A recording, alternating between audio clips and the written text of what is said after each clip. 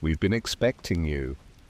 The words hang in the cold November air as the door swings open before your knuckles even touch the wood.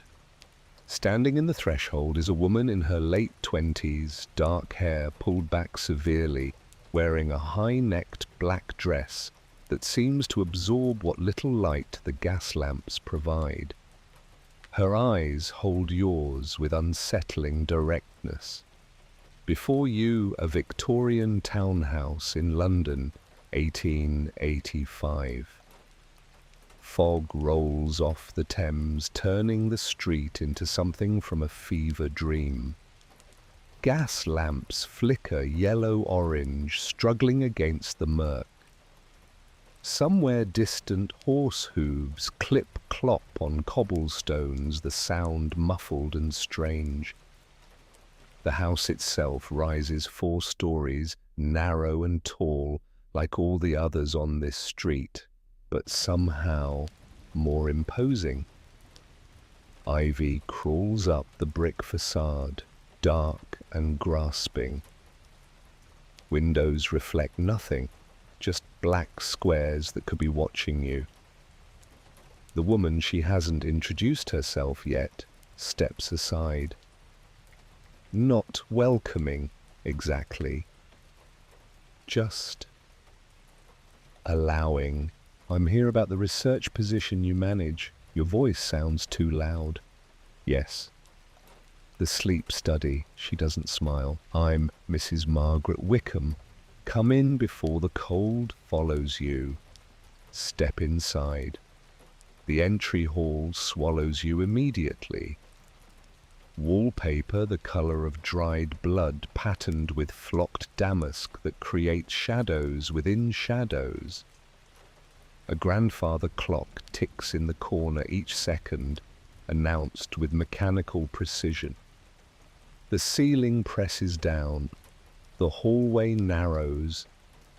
Everything smells of coal smoke, and something else, lavender, may be trying desperately to cover something underneath. Something medicinal. Something that's been here a long time. Mrs. Wickham hands you a brass candlestick already lit. The flame gutters as you take it. "The gas lamps go out at 9 o'clock, she says. "House rules. After that you have this," she gestures to your candle. "Make it last. Notice details now that your eyes adjust. Children's toys abandoned on the stairs, a wooden horse missing its head, a doll with no face. Portrait frames line the walls, but you can't quite make out the faces in the dim light. Or maybe the faces refuse to be seen clearly. One painting's eyes definitely follow you as you move. Mrs. Wickham starts up the stairs. The floorboards announce every step with creaks that sound almost like words, almost like warnings. "You understand your assignment?" she asks without turning. "I'm to document Victorian sleep customs. Spend 1 night in each room, observe and record, yes."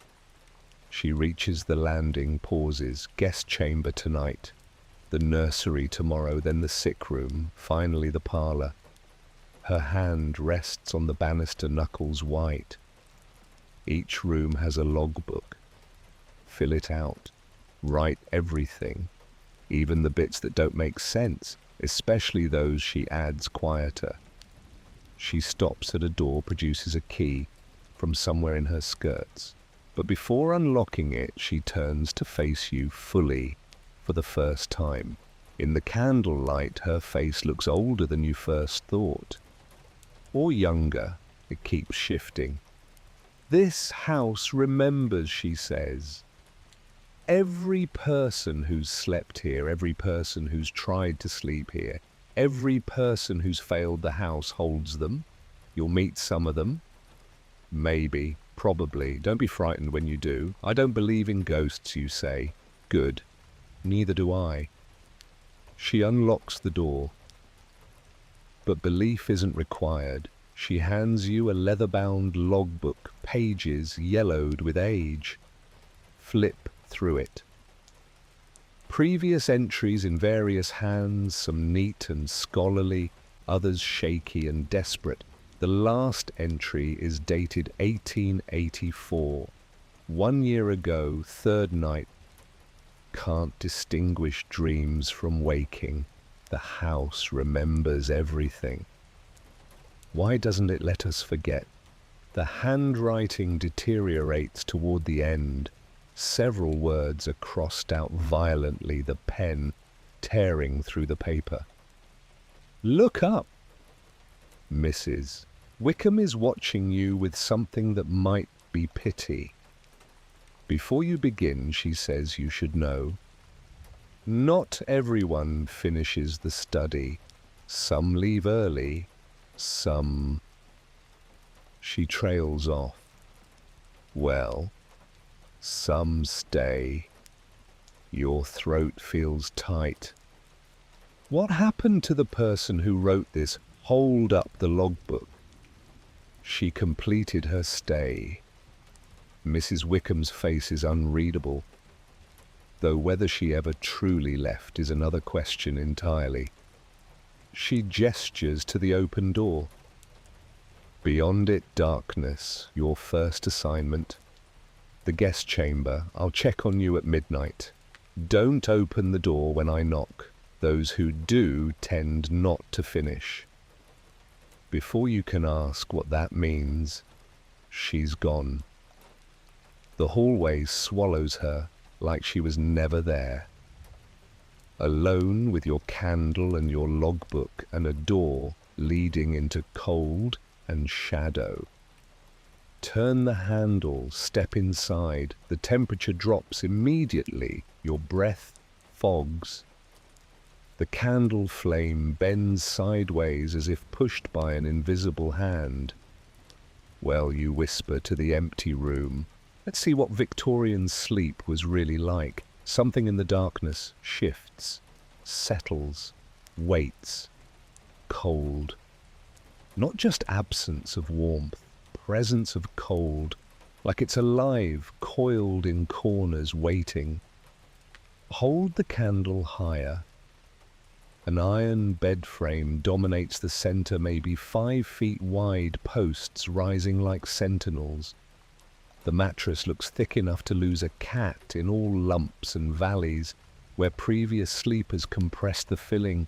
Blankets pile on top layer after layer of wool and something scratchier. The whole thing resembles less a bed and more a fabric fortress, defending against an enemy that always wins. To your right, a washstand with ceramic basin and pitcher, both patterned with faded roses that might have been cheerful once. Decades ago, now they just look exhausted. A small mirror hangs above. When you glance, the reflection is too dark to show anything. Maybe that's better. The wallpaper draws your eye. Roses and vines, deep burgundy against cream that's yellowed with age. At the edges, where it meets the ceiling, the paper curls away from the wall. Damp has gotten in there, soot too. In candlelight, the pattern seems to shift. Vines, writhing roses opening and closing. Run your hand along the bed frame. Ice-cold metal bites your palm. The windowsill should be no different, but when your finger traces it, you find frost. Inside the glass. Inside. The house settles. Timbers creak. Normal sounds. Except beneath them, scratching. Rhythmic. Deliberate. Something with small claws trying to, stop. Breathe. Even the air tastes wrong here. Metallic. Like licking a frozen pipe. And the smell. God, the smell. Coal smoke, thick enough to see damp wool rotting in corners, and underneath it all, something sweet medicinal, carbolic acid. The Victorians thought if it smelled clean, it was clean. They were wrong about many things. Your candle illuminates the nightstand. Several objects rest there, arranged with odd precision. A brass bed warmer, shaped like a long-handled pan, flat and circular holes punched in decorative pattern. The metal is blackened from use. Touch it cautiously, still warm, recently used. But by whom Mrs. Wickham hasn't been in here? Has she? A chamber pot with ceramic lid tucked partially under the bed, painted on the side in fading letters, Violet's necessary vessel. The name makes it worse somehow. This wasn't just an object, it belonged to someone. Someone named Violet who pissed and shit into it because there was no other choice. Candle stub in brass holder backup for when yours burns down. Thick wool socks draped over the bed's footboard, a nightcap. Long and conical with a tassel at the end, yellowed cotton. This is what they gave you to survive the night. Approach the bed, pull back a blanket. The sheets beneath are coarse linen, rough against your palm. Lift the corner of the mattress, feathers shift inside, but underneath a layer of something harder, straw probably. The combination creates a surface both too soft and too hard simultaneously. The bed groans when you sit. Not gentle protest, full-throated complaint, wooden rope, straining under weight carried too many times. Sink into the center. Immediately understand previous guests have worn a groove here, a valley shaped like a body. Feel the impression of hips, shoulders, head. How many people have slept in this exact spot? How many have pressed their weight into this mattress, night after night, until the feathers remembered their shape? Darker question. How many died here? Mrs. Wickham's footsteps echo in the hallway outside. Passing your door. Pausing. Hold your breath. She doesn't knock. Just stands there for 5, 10, 15 seconds. Then moves on. In the silence after other sounds emerge. The mice in the walls still scratching. The window rattling in its frame, though there's no wind. Your own heartbeat, too loud in your ears. Open the logbook to the first blank page. Previous entries stare up 1879, first night. Room is adequate, though cold. Bed sufficiently appointed. No complaints.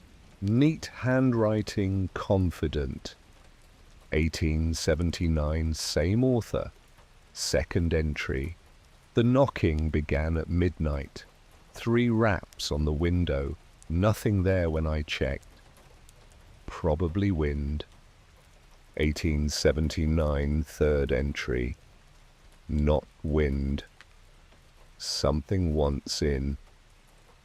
Or wants me to come out. 1881. Slept poorly. Mattress remembers too much. Can feel the shapes of others. Are they all still here somehow? 1883. Second night. The chamber pot. I swear I heard someone use it during the night, but I'm alone. I'm alone. I must be alone. Your hand trembles slightly as you write today's date, November 18th, 1885.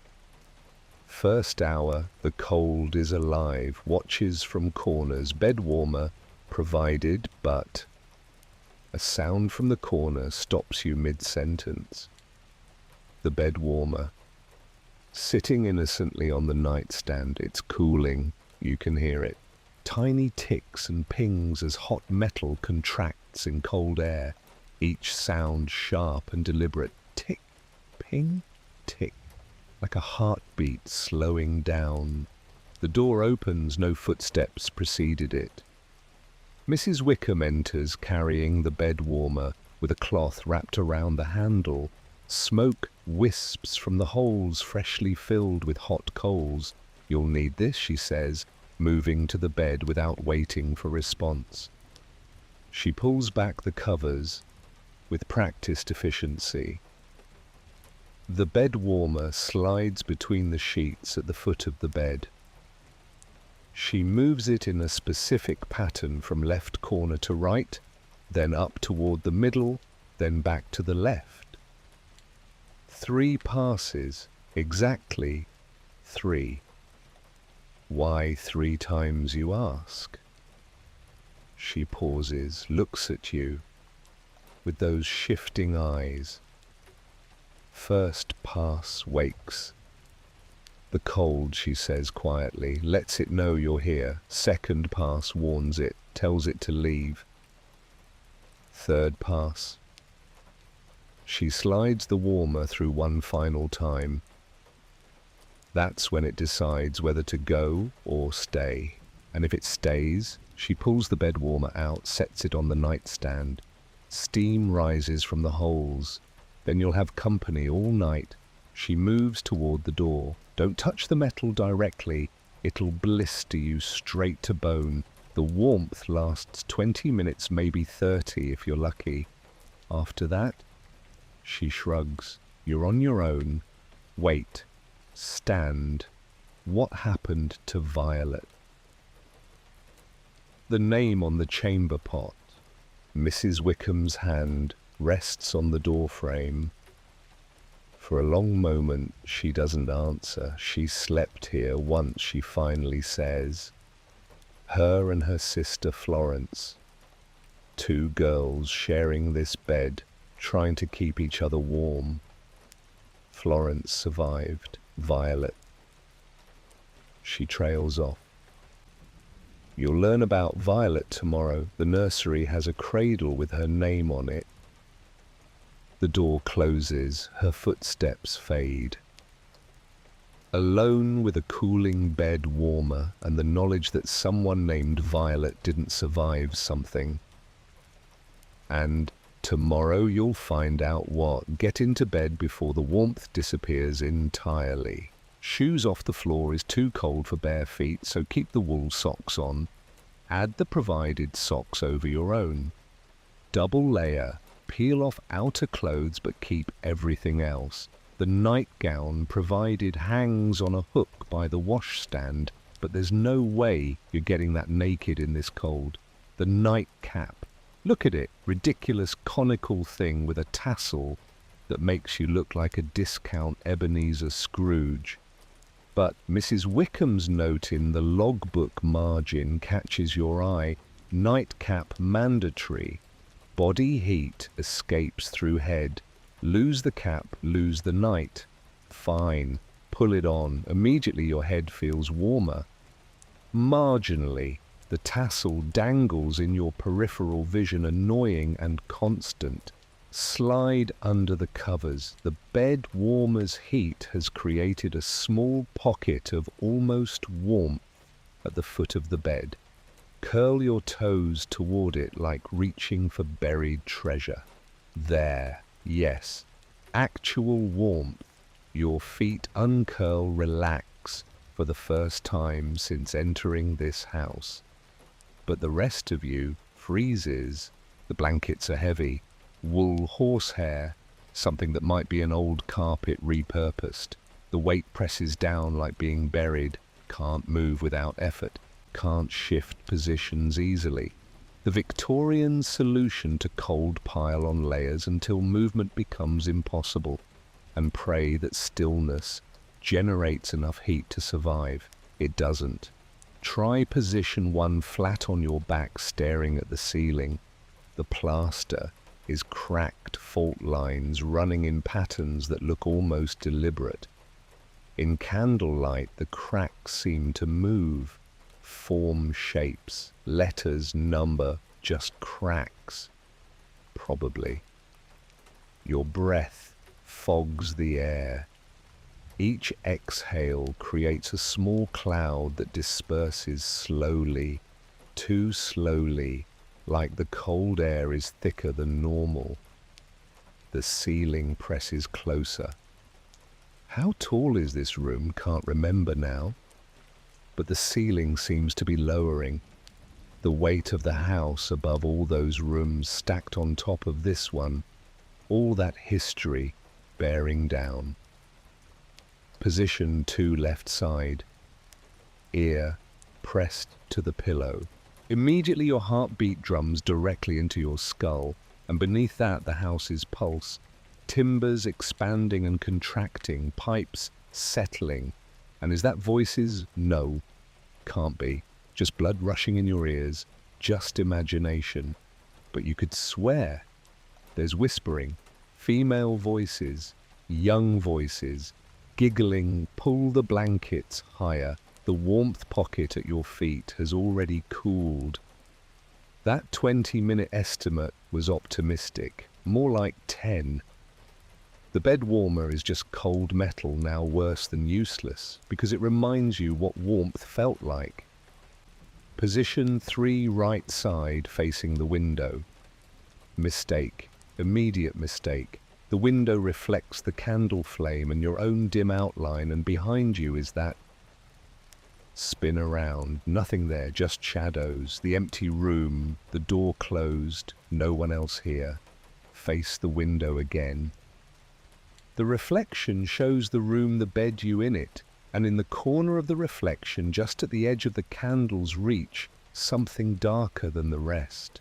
A shape that might be a person standing very still. Don't look directly, keep watching the reflection. The shape doesn't move, doesn't breathe, just stands. Count to 10. Look over your shoulder at the actual corner, empty. Look back at the reflection, still there. Position 4, fetal face buried in the pillow blankets over your head. Can't see anything, can't be frightened by what you can't see. This is fine, this is safe. Except now every sound amplifies, the scratching in the walls intensifies. Mice probably, definitely mice. What else would it be? They're moving in patterns though. Scratch, scratch, pause, scratch, scratch, scratch, pause. Too rhythmic. Mice don't have rhythm. Mice are chaos incarnate, unless these mice learned, unless the house taught them. The floorboards outside your door creak. One creak, then another, then a third, like footsteps. Slow, measured footsteps. They stop directly outside your door.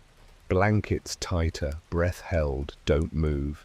The footsteps don't continue, don't retreat. They just wait. Silent stretches. Your lungs burn, have to breathe, gasp air. Try to do it quietly, but it sounds like a shout in the stillness. The footsteps resume. Moving away now down the hall. Fading. Gone. Emerge from your blanket cocoon. The candle has burned down an inch. How long were you hiding? Feels like hours. Probably minutes. Check the bed warmer again. Touch it cautiously. Ice cold now, colder than the ambient air.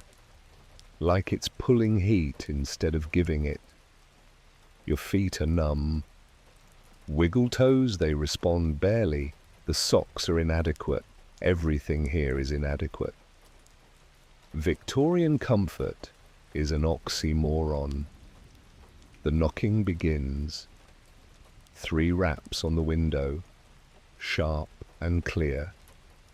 Knock, knock, knock. Freeze. Listen. Maybe you imagined it. Knock, knock, knock. Same rhythm, same intensity. Something is at the window, on the outside, 3 stories up, out of bed.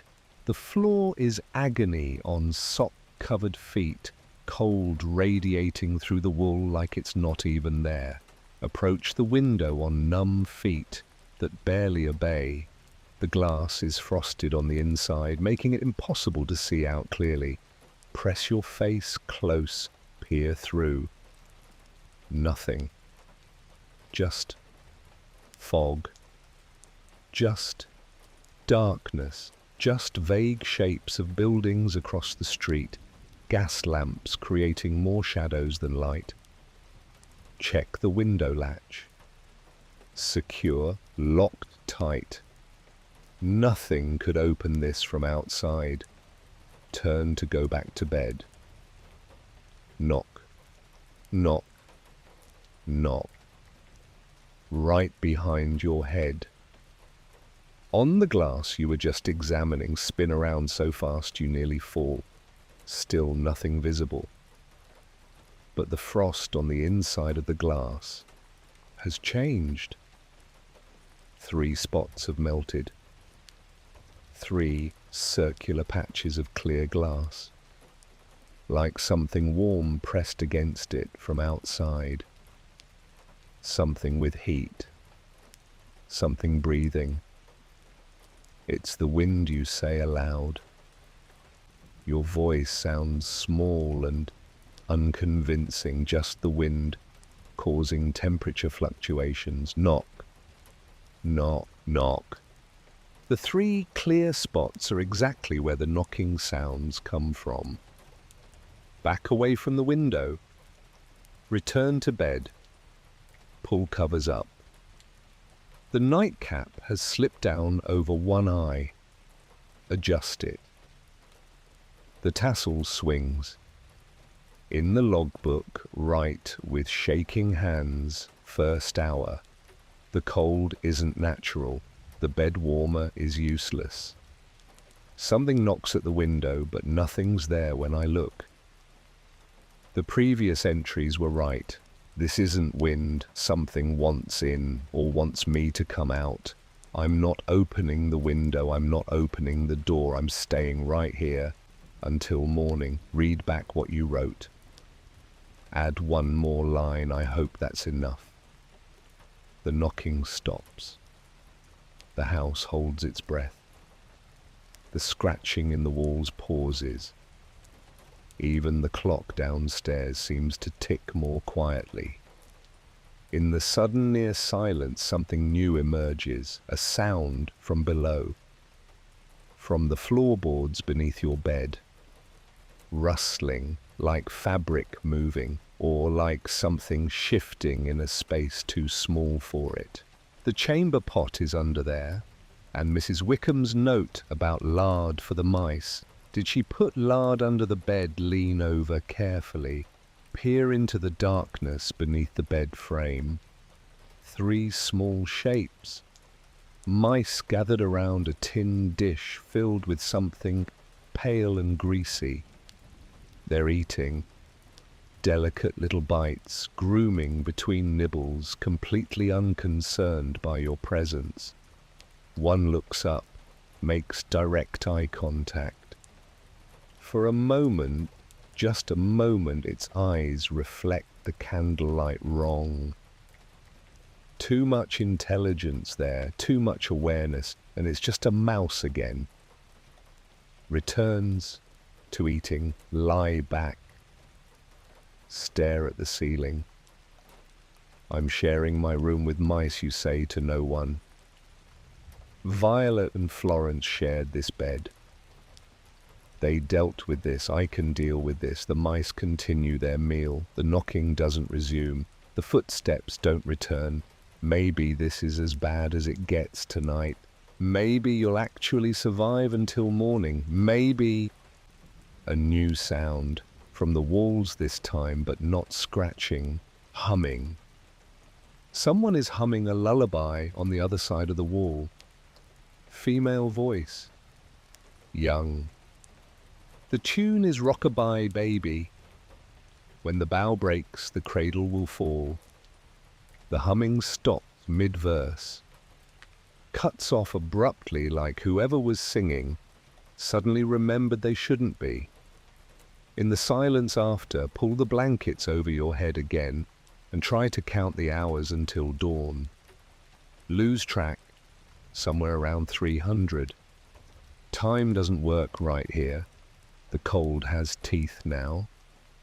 Not metaphorical, actual fangs sinking into exposed skin, your face above the blankets, your hands clutched around the covers, the thin skin of your wrists.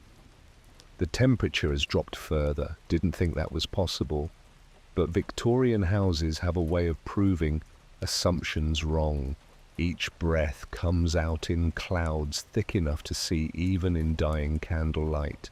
Each inhale burns, each exhale fogs. You're breathing your own moisture into the air and it's freezing there, suspended before slowly drifting down to settle on the blankets as frost. It's snowing inside the room, gentle indoor snow made from your own breath.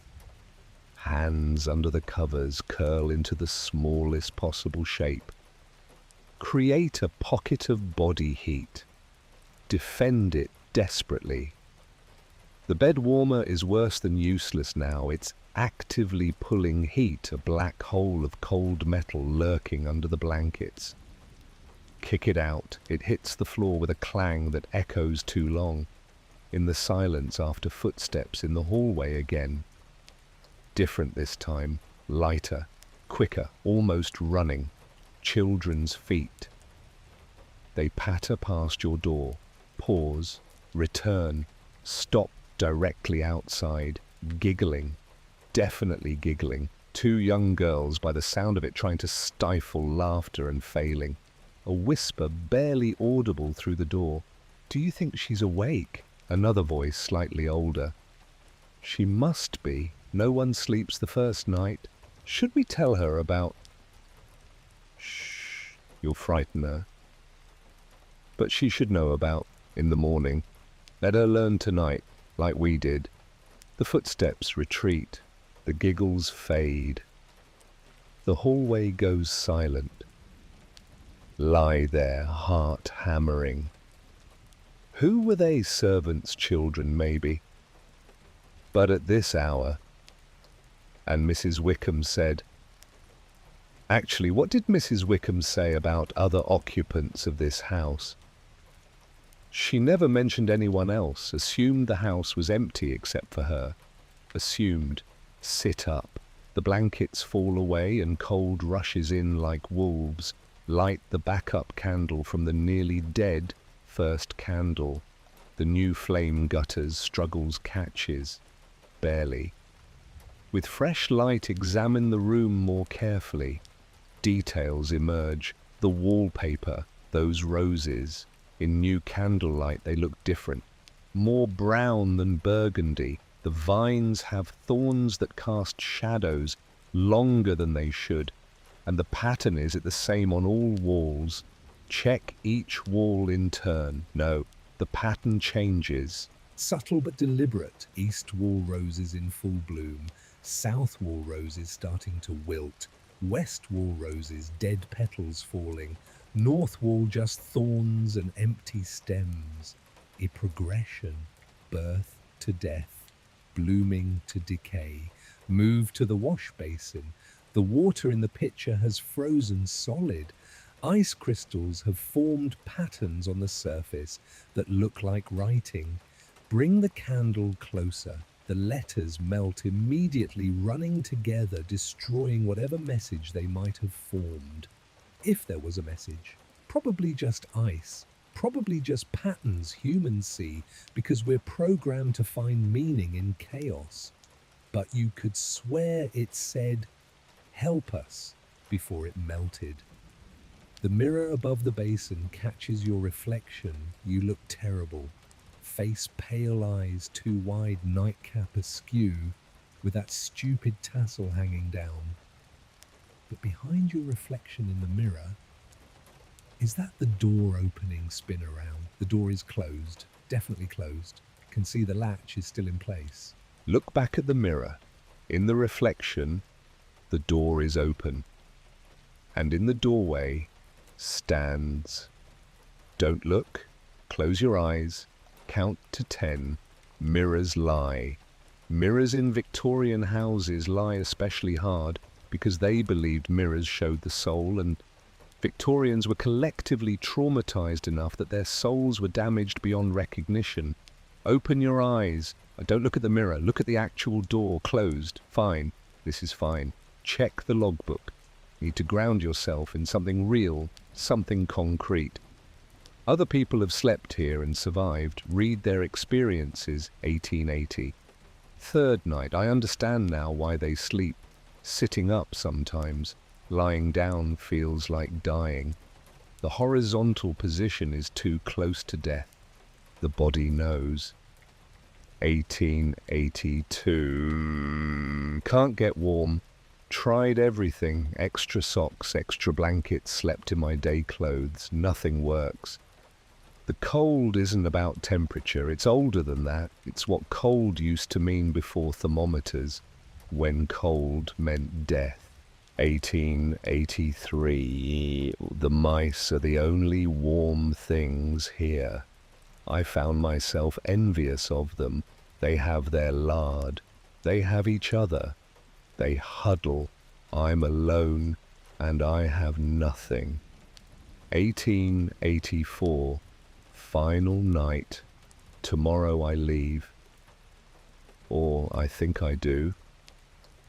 Time has stopped meaning what it should. But if I do leave, I want whoever comes next to know the cold is the least of it. The real problem is the watching. This room watches. The house watches. They want something from us. I don't know what. I hope I never find out. Your hand shakes as you add your own entry. Past midnight now, the cold has evolved. Seeks, hunts. The mice under my bed are the smartest creatures here. They know to huddle, to share warmth, to survive together. I'm alone. The Victorians who slept here were alone. How did they bear it? How did children bear it? The thought stops you. Children, those giggles in the hallway, the toys on the stairs, the names carved in the headboard. Haven't checked the headboard. Bring the candle close to the bed's head. Run fingers over the wood. There. Scratched roughly into the iron frame letters. Carved with something sharp. Violet and Florence, 1878. Always together, even in dreams. Below that, in different, shakier handwriting, V died. F alone now. 1881.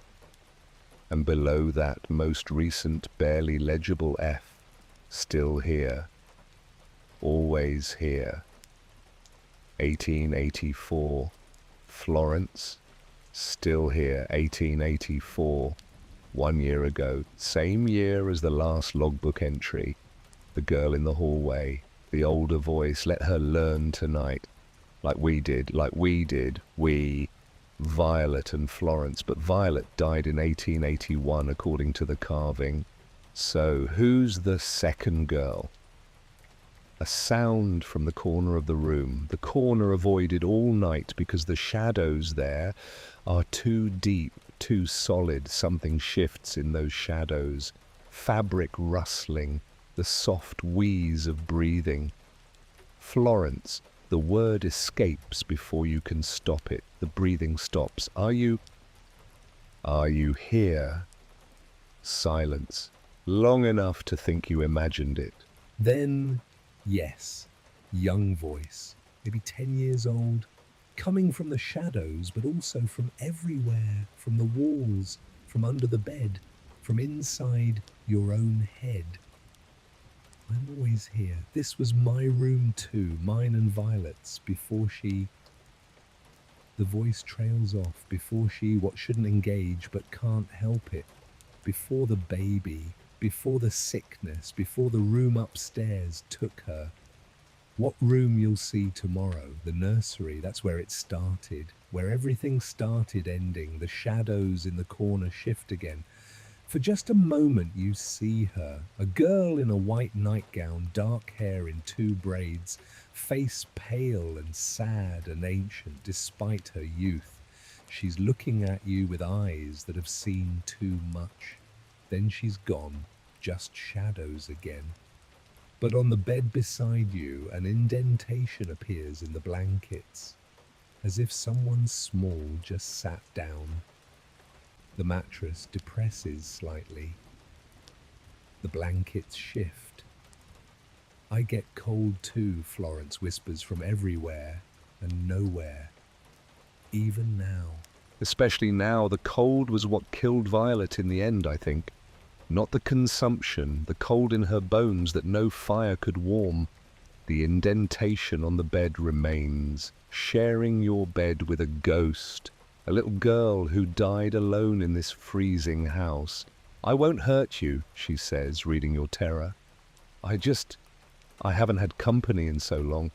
Everyone who comes either runs or stays, like I did, like Violet did. Your candle gutters, almost out. Florence, I need to survive until morning. I know, sad beyond measure. I wanted to warn you about the chamber pot. What about it? Don't use it. I know you'll need to. Everyone does eventually. But don't. Not tonight. Not in this room. Why? The indentation in the bed disappears. She's standing now, can feel her presence even though you can't see her. Because that's how it knows you're real, your body's needs, your human functions. Once you use it, once you prove you're alive and mortal and bound by flesh, that's when the house really pays attention. What does it do?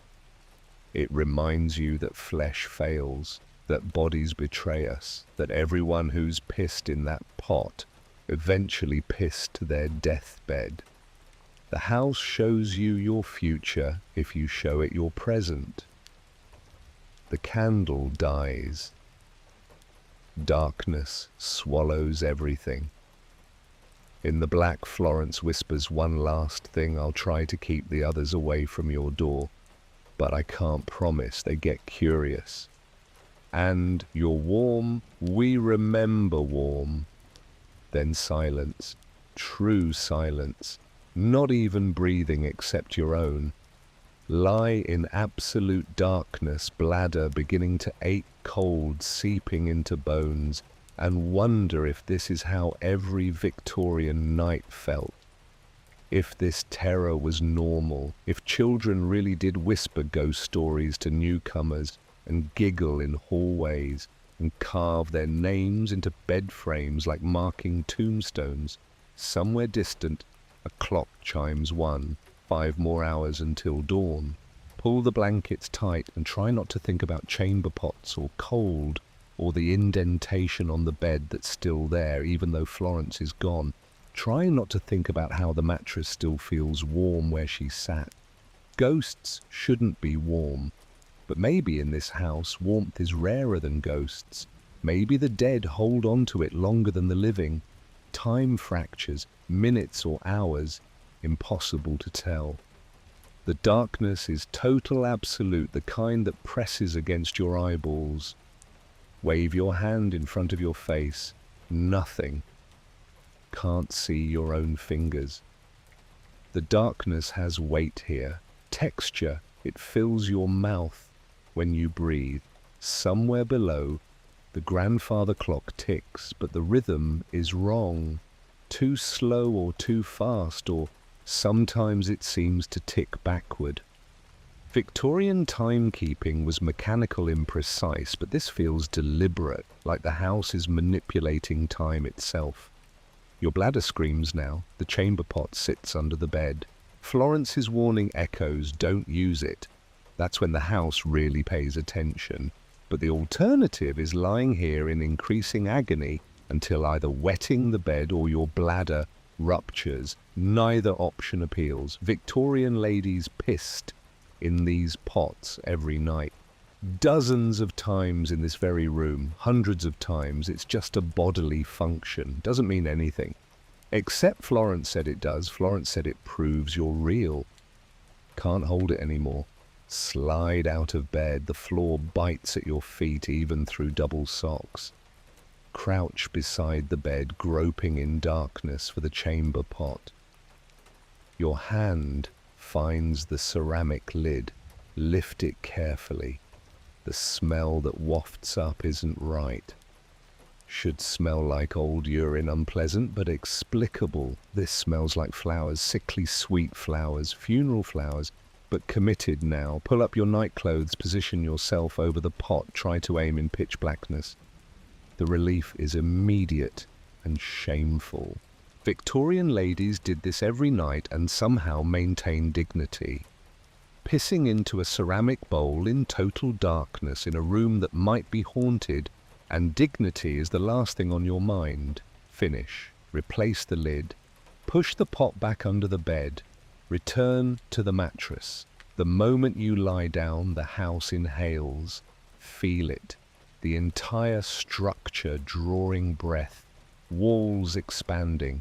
Floorboards rising. Air pressure changing.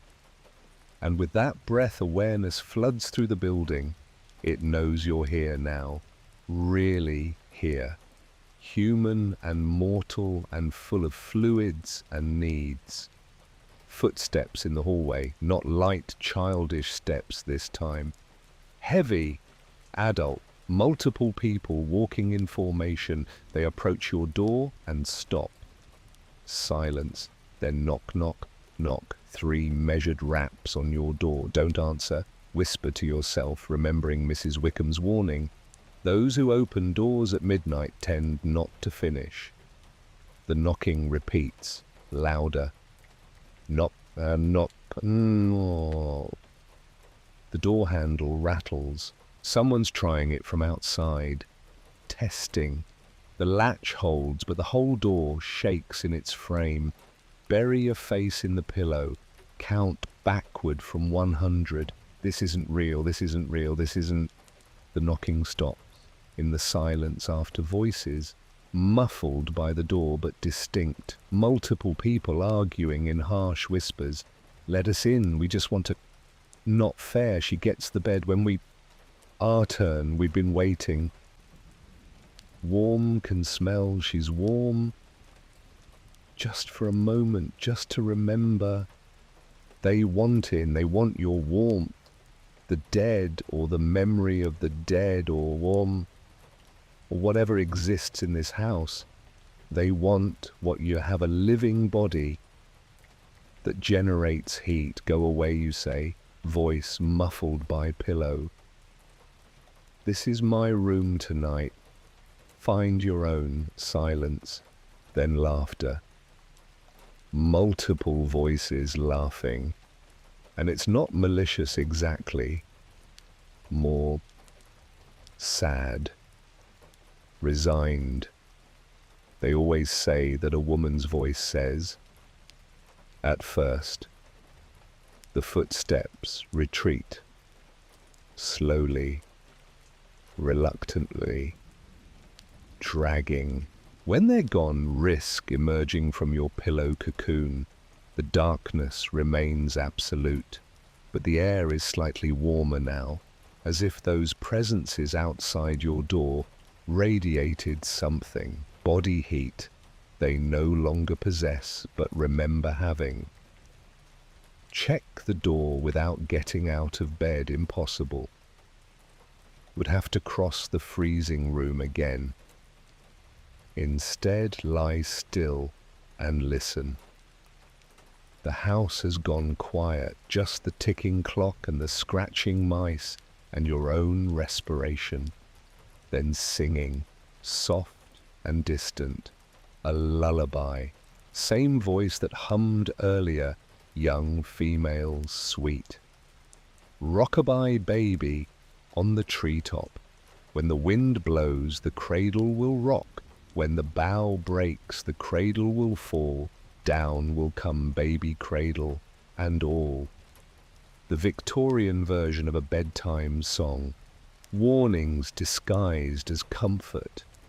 Threats wrapped in melody. They sang this to children and wondered why the children had nightmares. The song stops mid-verse again, cuts off on fall and doesn't complete. In the silence realization, you're not going to sleep. Not really. Victorian sleep wasn't about rest, it was about endurance, about lying still in the dark and hoping dawn eventually came and being grateful if it did. They didn't sleep 8 hours. They survived the night in increments, dozing, waking, dozing again. Always aware, always vigilant. Because sleep was when bad things happened, when fires started, when children stopped breathing, when consumptives coughed blood, when thieves broke in, when death slipped quiet hands around throats. Better to stay awake. Better to keep watch. Understand now why the parlor exists in this house. A room for the sleepless. For those who gave up pretending rest was possible. But that's tomorrow. Tonight you're here. In Violet and Florence's room. In the bed they shared. In the cold they endured. The mattress beneath you holds their shape still. The depression where Florence sat earlier is still warm. The walls remember their voices. The chamber pot knows their body's humiliation. Everything here is memory made solid. And you're adding your own memory now, your own shape to the mattress, your own fear to the walls, your own piss to the pot. When you leave, if you leave, will you stay here too? Will some future researcher feel your presence, hear your breathing, find your logbook entry, and wonder what happened to the person who wrote? The cold is the least of it. The watching is worse. But worst is the understanding I'm not alone here. I'm never alone. The house is full of everyone who's ever tried to sleep and failed. Outside your window, the knocking begins again. Knock, knock, knock. Ignore it. You've learned. The knocking means nothing, just the house testing you. Seeing if you'll open the window like you won't open the door.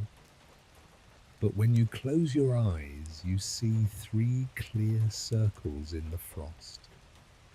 3 warm spots where something pressed against the glass.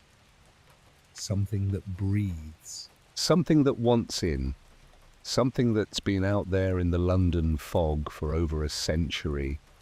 Knocking and knocking and knocking, hoping eventually someone will answer. Won't be you. Wait for dawn. However long it takes, whatever it costs. Victorian children did it. Victorian mothers did it. Violet did it until the consumption took her. Florence did it alone after her sister died. If they could survive these nights, so can you. The cold presses closer. The darkness deepens. The minutes stretch. Pull the blankets tight around yourself and begin to count. 1, 2, 3. Somewhere around 400, consciousness slips. Not sleep, not really, just your body shutting down non-essential operations to conserve heat. When you surface again, the window has lightened from black to grey. Morning, maybe, hopefully, survived, barely. The darkness retreats slowly, grudgingly. First, the window becomes visible, a lighter rectangle in the black. Then furniture shapes emerge. The washstand, the bedposts, the door. Everything looks different in pre-dawn light, less threatening, more exhausted. The house itself seems weary, like it's been keeping watch all night too. Your body is a foreign object, stiff, aching, cold as settled into joints like arthritis. Feet are numb blocks of wood, face feels frozen skin, tight and strange. Try to sit up, everything protests, muscles have locked, your back creaks like the floorboards. The bed warmer on the floor is covered in frost. The metal has ice crystals spreading across its surface in geometric patterns, beautiful and useless.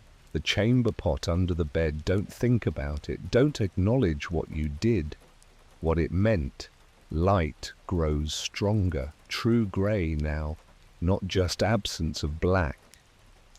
Dawn is coming. The night is releasing its grip.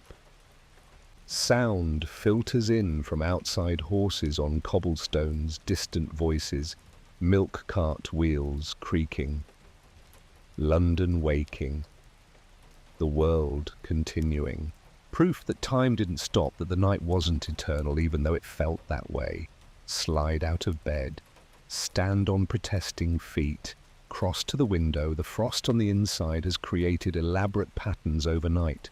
Ferns and flowers and geometric shapes. And yes, 3 clear circles remain. 3 perfect circles where something warm pressed against the glass. Look out at the street. Fog still clings but thinning. Gas lamps are going out one by one as dawn makes them unnecessary. Buildings across the way look almost normal now. Victorian architecture in morning light, solid and real. No monsters, no ghosts, no presences, just a cold November morning in 1885. Turn back to the room. In daylight it looks smaller, shabbier.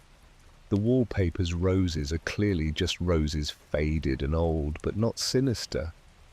The corner where Florence stood is just a corner. Empty. The logbook sits on the nightstand. Your entry from last night stares up at you. The handwriting deteriorates as it goes fear, making your hand shake more and more. Add one final line, Dawn. Survived. Barely understand how Victorians did this every night of their lives. The cold, the fear, the vigilance, it's exhausting. But they had no choice. Neither did I. Tomorrow the nursery. Heaven help me. A knock at the door. Real knock this time in daylight. Followed by Mrs. Wickham's voice. Are you awake? Yes, you croak. Your voice is rough from disuse and cold air. The door opens. Mrs. Wickham enters carrying a tea tray. Steam rises from the pot, actual visible warmth. Your eyes water at the sight. She sets the tray on the nightstand, assesses you with a glance. You look terrible, she says, without sympathy. I feel worse. Did you sleep? No. Not really. Good. Blink. Good. If you'd slept soundly, you'd have learned nothing. She pours tea into a cup, hands it to you. The ceramic is warm against your palms. The heat spreads up your arms. Could cry from the relief. Drink, she commands. You'll need strength for tonight. Tonight the tea is hot enough to burn, but you don't care. Liquid warmth slides down your throat into your stomach. Spreads. Your body remembers what warmth feels like. The nursery, Mrs. Wickham says. She picks up your logbook, reads your entry. Her expression doesn't change, but something in her posture softens microscopically. You heard Florence, she states, not questions. Yes, and others outside the door. They wanted in, they always do. She sets the logbook down. The house is full of wanting. Everyone who's suffered here left their wanting behind. Wanting warmth, wanting comfort, wanting to not be alone. The house collects it, preserves it. Why?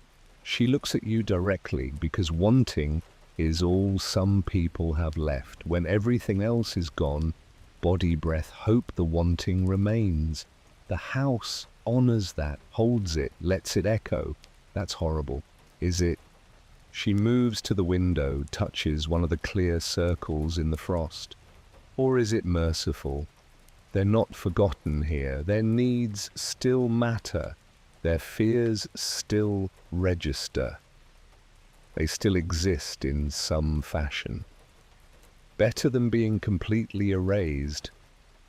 Don't know how to respond to that. She turns from the window. Rest today if you can. Tonight will be different. The guest chamber teaches discomfort. The nursery teaches loss. They build on each other. What does the nursery teach exactly? Her face closes. That love isn't enough. That wanting to protect someone doesn't mean you can. That Victorian mothers sat in rocking chairs watching their babies breathe and praying each breath wasn't the last. And sometimes, often, their prayers went unanswered. She moves to the door, pauses. Violet's cradle is in there. The baby's cradle. Violet rose. She was 6 months old when the teething powder killed her. Violet, the mother, never recovered. Sat in that nursery rocking an empty cradle until the consumption took her 3 years later. Heaven help me. No heaven here. Just human suffering and the memories it leaves behind. She opens the door. Tonight at sunset, I'll show you to the nursery then. Until then, stay out of the other rooms. They're not ready for you yet. She's gone before you can ask what that means. Sit on the edge of the bed, holding your tea as morning light fills the room. Everything looks so normal now, so ordinary. The terror of last night feels distant. Surely it wasn't that bad, surely exaggerated in exhaustion. But the bed warmer is still frosted. The 3 circles in the window frost remain, and when you look down, the chamber pot has been moved, left it under the bed. Now it's sitting beside the washstand. Lid removed, empty, clean. Someone emptied it while you weren't looking. Someone who moves through this house unseen. Set down your tea, hands shaking, only 3 more nights. Then you can leave, if the house lets you. Before we continue deeper into this Victorian nightmare, I want to ask you something. If you're listening to this at 2 a.m. unable to sleep, finding comfort in stories about others who couldn't sleep either, would you do me a favor? Hit that like button. Let me know you're out there keeping vigil with me. Subscribe if you want more of these late night journeys into history's darker corners. And drop a comment. Tell me where you are in the world and what time it is for you right now. I love knowing that somewhere in Michigan or Malaysia or Manchester, someone else is awake, listening, surviving their own long night. Share this video with someone who appreciates the strange and the historical and the beautifully unsettling. We're building a community of night watchers here. Now let's return to 1885. The nursery awaits. The afternoon passes in a haze. Try to rest. Can't. Every time eyes close, knocking echoes, cold presses. Shadows shift in corners. Mrs. Wickham brings lunch bread, butter, cold chicken, strong tea. Eat mechanically, barely tasting it.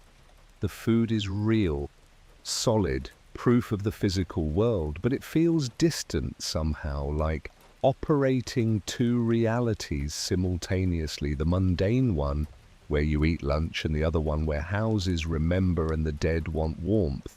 Try to nap in the afternoon. Fail. The guest chamber bed holds your shape now.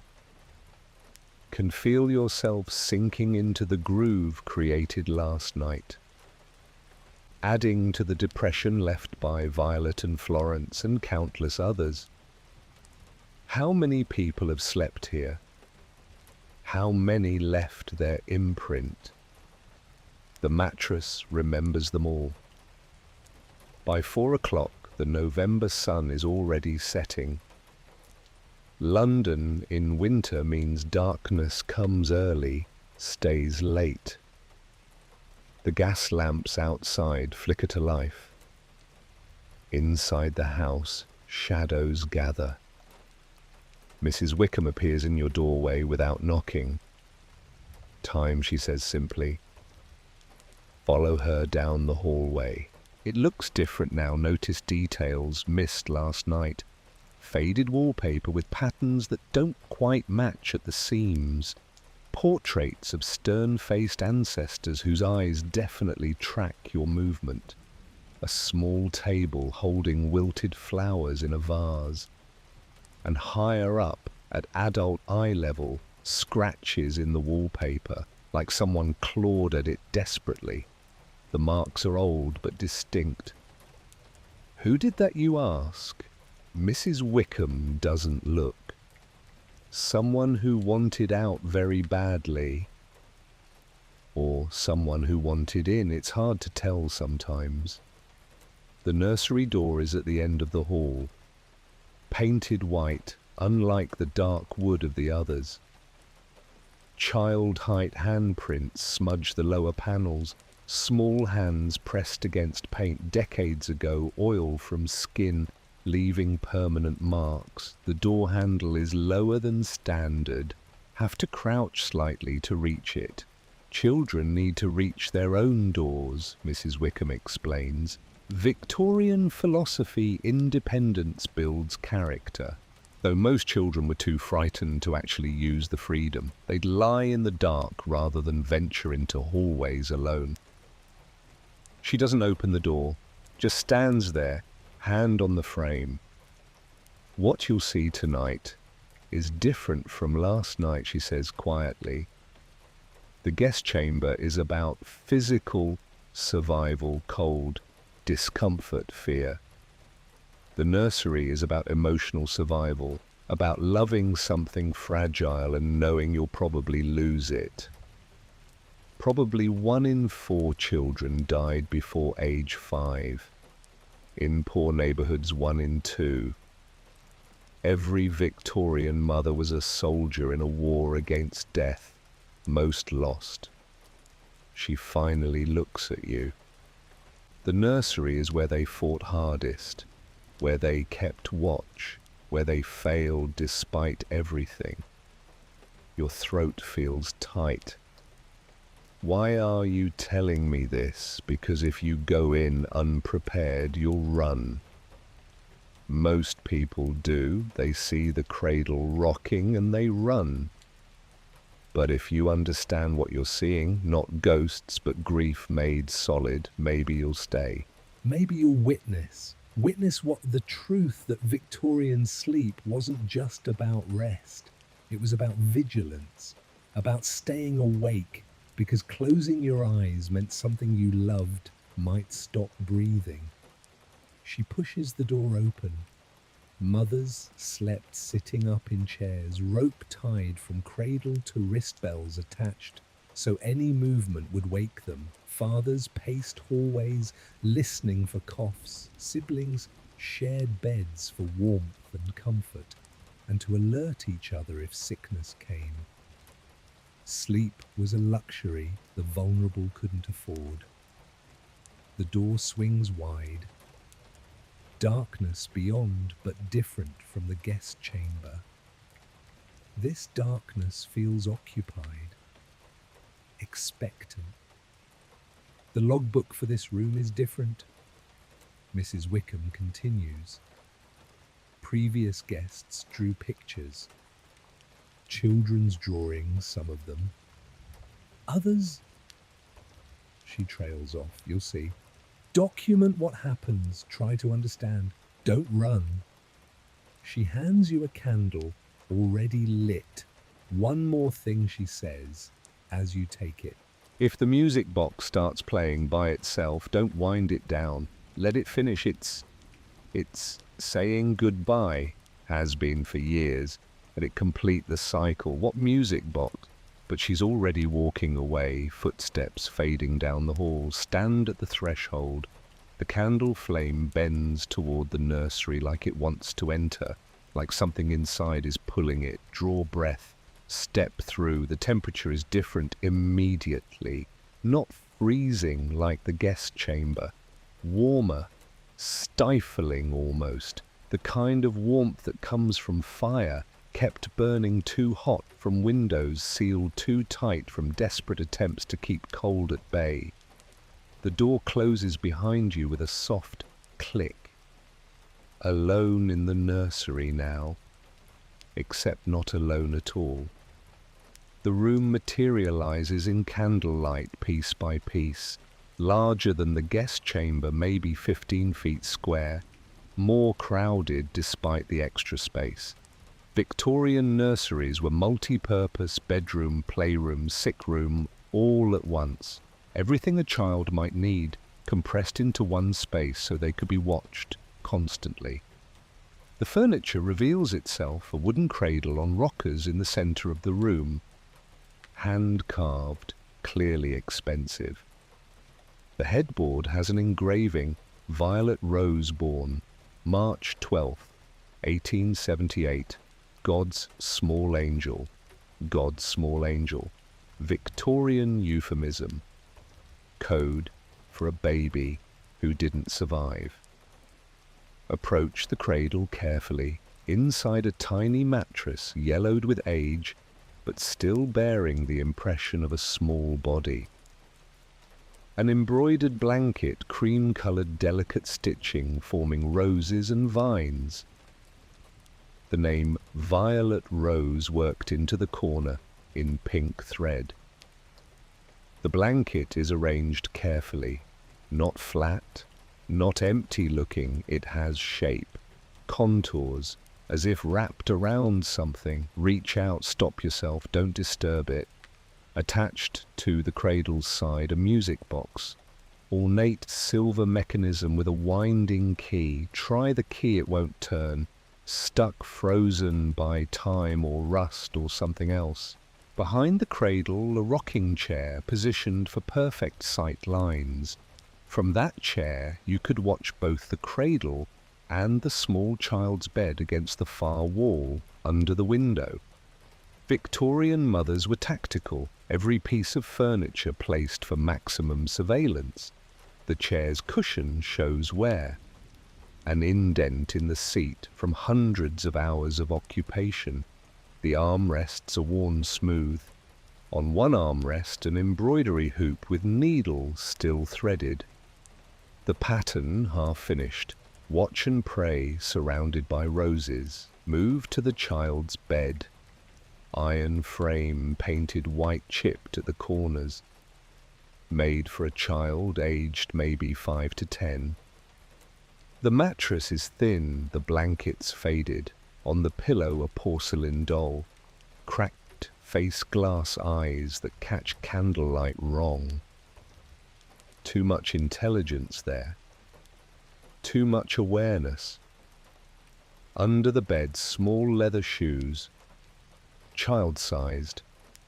Worn at the toes from running or scuffing or whatever children did with their feet in 1878. On the nightstand a book. Cautionary Tales for Children by Hilaire Belloc. Flip it open to a random page. The Girl Who Played with Matches. The story describes a child who disobeys, plays with fire, and burns to death. The moral is delivered with gleeful horror, and nothing more was seen of her but her 2 scarlet shoes. Heaven above you mutter. They read this to children before bed. A voice from behind you every night.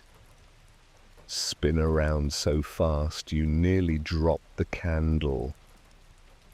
A girl stands by the cradle. Maybe 7 years old, dark hair in 2 braids, white nightgown, face pale and serious. Florence, the stories were meant to frighten us into obedience, she continues calmly. Don't play with fire, don't talk to strangers, don't disobey Mama.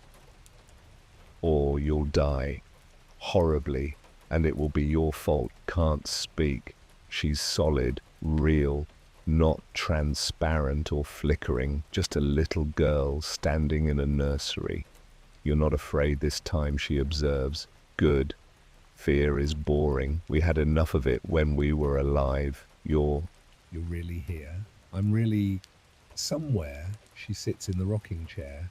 The chair creaks under actual weight.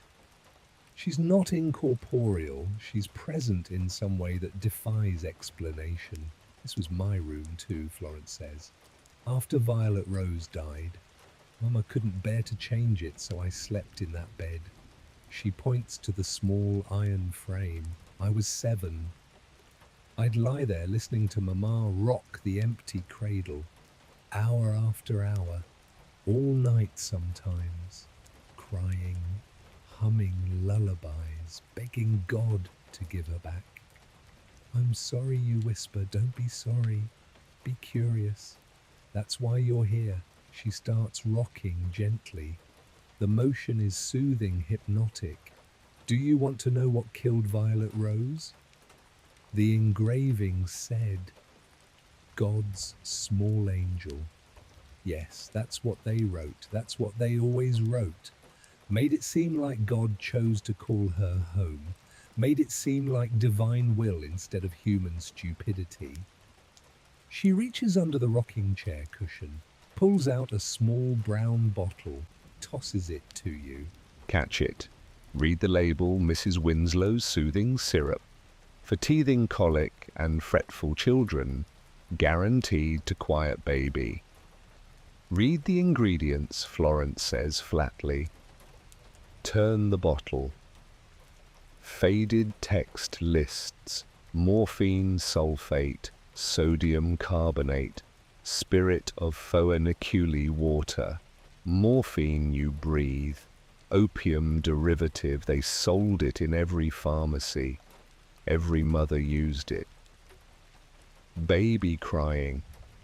Give the syrup. Baby won't sleep. Give the syrup. Baby teething. Give the syrup. Florence's voice remains emotionless, but her hands grip the chair arms too tight. Violet Rose was teething. Mama gave her the syrup. Violet Rose went to sleep. Never woke up. Oh God, Mama didn't know. None of them knew. The medicine killed thousands of babies. Thousands. All the mothers thinking they were helping, thinking they were soothing, thinking they were good mothers. Florence's voice cracked slightly. Mama blamed herself anyway. Even after the newspapers exposed the opium, even after they banned it, she said she should have known. Should have sensed it was wrong. Should have heard God warning her. It wasn't her fault. Of course not. But Victorian mothers weren't allowed not to blame themselves. Child dies. Mother's fault. Child sick. Mother's fault. Child misbehaves. Mother's fault. They carried guilt like extra clothing. Wore it every day. Smothered under it, she stops rocking. Looks directly at you. Mama sat in this chair and watched me sleep after Violet Rose died. Every night, didn't sleep herself. Just watched, making sure I kept breathing, terrified I'd stop. She tied a ribbon from my wrist to hers, so if I moved, she'd feel it. I'd wake up sometimes and see her in the dark eyes open, staring at me. That's awful, that's love. Florence stands, walks to the cradle. Victorian love was vigilance. Constant, exhausting, never-ending vigilance. Because death was random and frequent and could take anyone, especially the small. So they watched, they stayed awake, they tried. She reaches into the cradle, adjusts the blanket gently as if tucking in an actual baby. Mama watched Violet Rose for 6 months. Watched her breathe. Watched her smile. Watched her grow. And then one morning she watched her not wake up. Florence's hand trembles on the blanket. The watching didn't save her. But Mama couldn't stop. Watched me for 3 more years, until the consumption took her too. Florence was... Look in the logbook, she interrupts. The drawings, see what others witnessed here. She fades. Not disappears, fades, like an image losing resolution, until she's gone, and you're alone with the cradle and the chair, and the awful knowledge that this room is a monument to failure.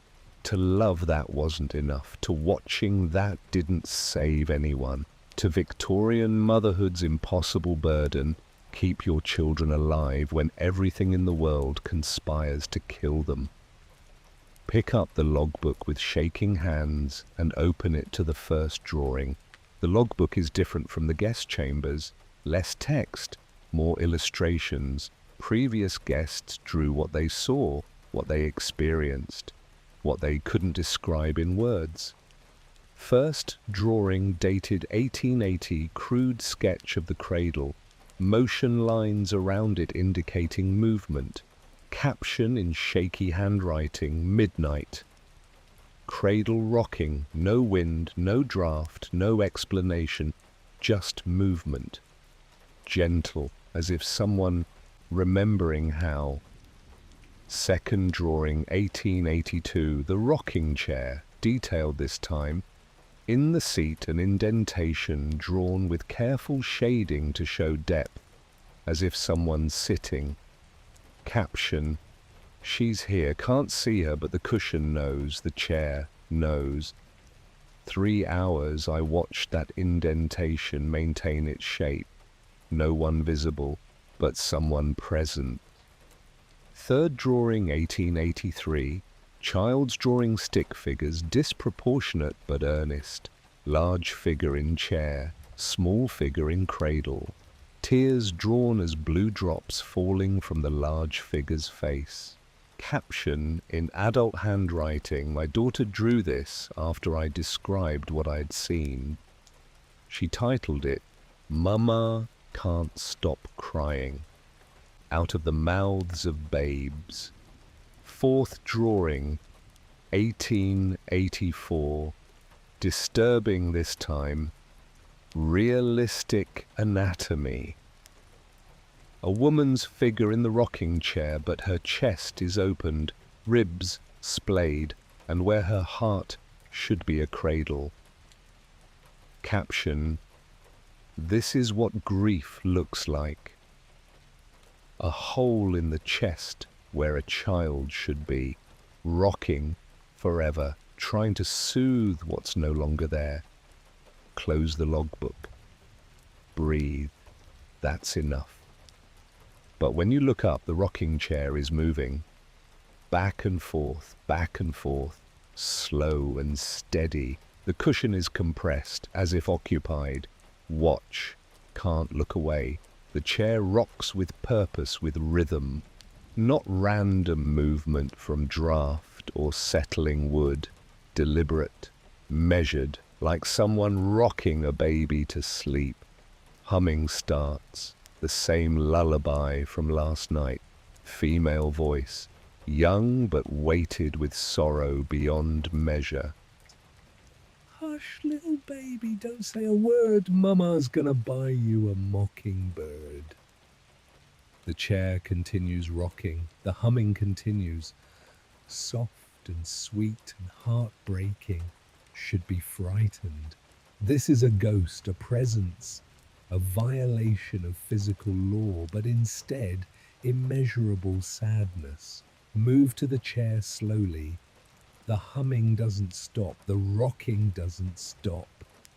Violet whisper, is that you? The humming pauses. The rocking slows but doesn't cease. May I sit with you? Silence. Then the chair rocks once firmly, yes.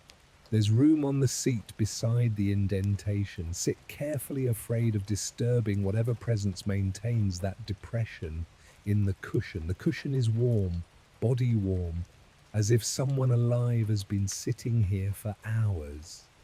Settle in. The chair rocks under your combined weight. yours and hers, whoever she is.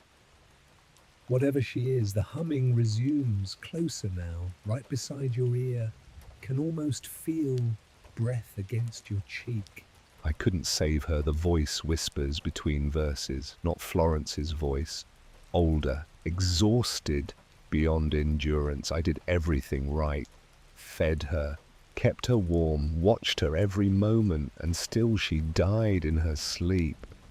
How is that fair? How is that God's plan? It wasn't your fault, you say. The medicine. I gave her the medicine, my hands. My decision, I killed my baby trying to soothe her. You didn't know. Knowing doesn't matter. She's dead, I'm dead, we're both dead. And she was 6 months old, and I never got to see her grow up, and I never got to... The voice breaks, sobs. The kind that come from the center of the body, from the place where children grow. The chair rocks faster.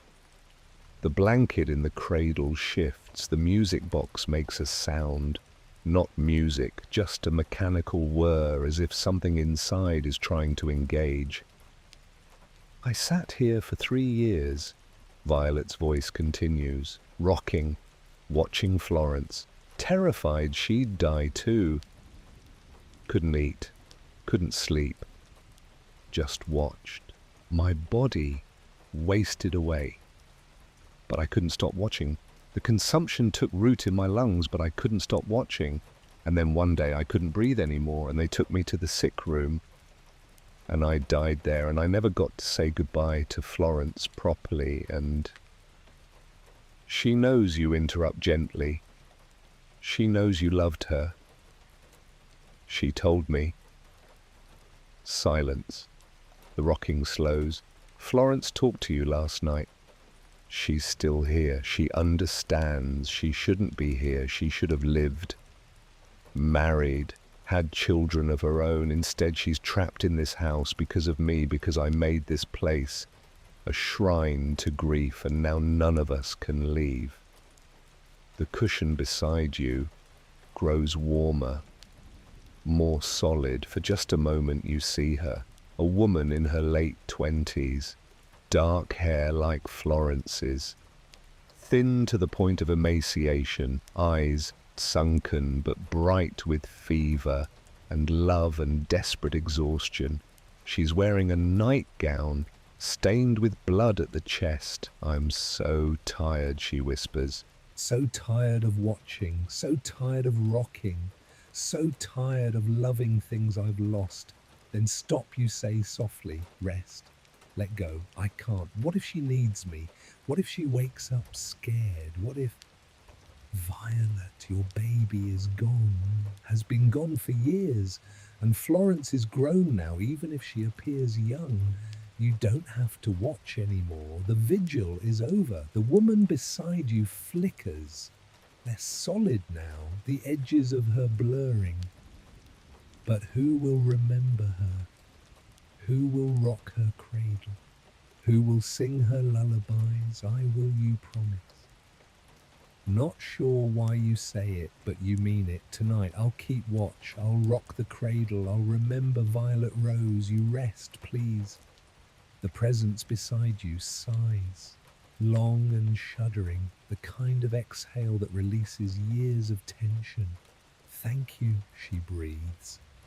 And she's gone. The indentation in the cushion remains, but the warmth fades. The rocking slows, stops. The nursery is silent.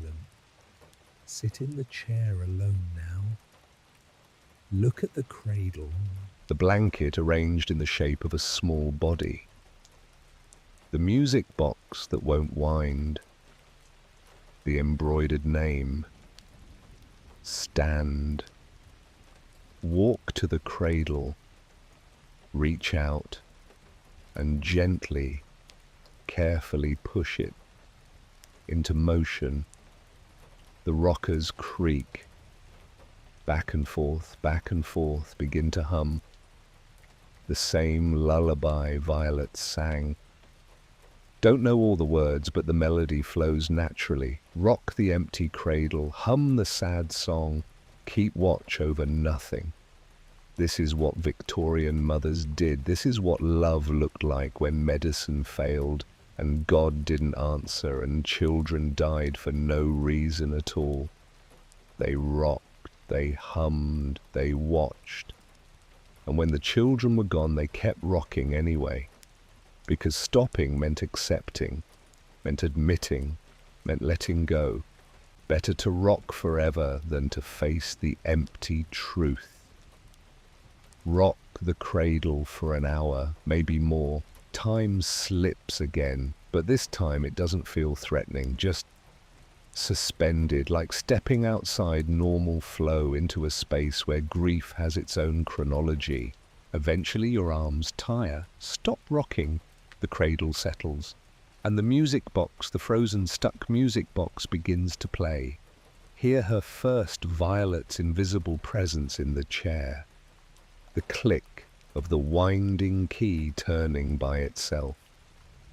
One last time. For her Violet's voice whispers, one last lullaby. Then I'll let her go.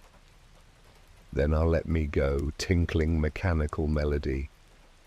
Brahms' lullaby. The key turns by itself. Slow revolutions. The notes emerge one by one, slightly out of tune, heartbreakingly sweet. Violet hums along, voice cracking with each phrase. When the music winds down, so does her humming. The final note hangs in the air, fades, silence. In that silence, feel rather than see. The chair is empty, the cushion flat. She's gone. Finally. The music box gave her permission. And somewhere you hope Violet the mother is finally sleeping. The blanket in the cradle settles flat. The shape disappears, just cloth now, just fabric. Violet Rose is gone too. Finally, truly gone. Look at the embroidery hoop on the chair arm. Watch and pray with Violet's delicate roses half finished where she stopped when her baby died. Pick it up, thread the needle with pink floss still attached. Complete one more rose, just one. Your stitches are clumsy compared to Violet's work, but you try. Loop the floss through fabric, pull tight, create petals. When it's done, set the hoop back carefully on the chair. For you, whisper to the empty room. For watching, for trying, for loving when loving meant losing. In the logbook, add your entry beside the drawings, second night. The nursery taught me that Victorian love was vigilance. Mothers rocked empty cradles because stopping meant accepting their babies were gone. I rocked Violet Rose's cradle tonight, sang her lullaby. The music box played on its own Violet's final goodbye. She's released now, both of them. The watching is done. Tomorrow the sick room, where watching becomes witness. Close the book. One embroidered rose added to Violet's unfinished work. One lullaby sung, one cradle rocked. It was the least you could do, the very least. And we've only just begun. 2 nights down. 2 rooms witnessed. But ahead lies the sick room where Victorian death reveals its true face. And after that, the parlor where the sleepless gather. This journey isn't over, not by far. If you're still with me, if you're still listening, I'll see you in the next chapter of this Victorian nightmare. Until then, sleep well. Or try to. The house remembers, always remembers. Good night. The afternoon should be for rest. Should be, but sleep won't come. Every time your eyelids close, you see the cradle rocking, hear violets humming, feel Florence's small presence on the bed beside you.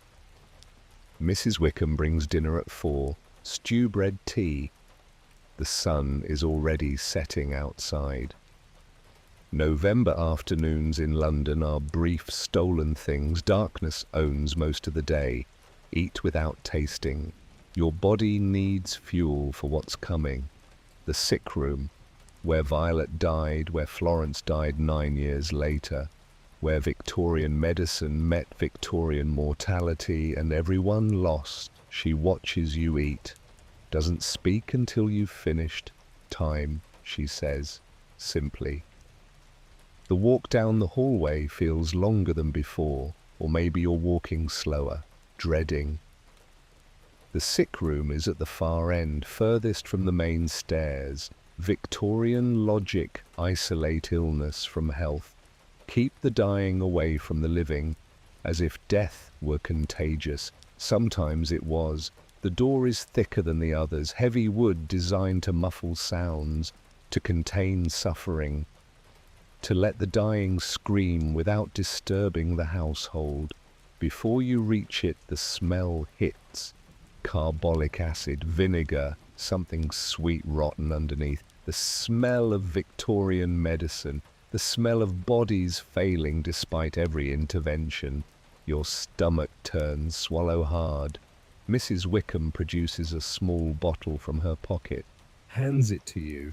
Smelling salts, she says. If you need to wake yourself quickly, if the room pulls you under, wave it under your nose. It'll bring you back. Back from what?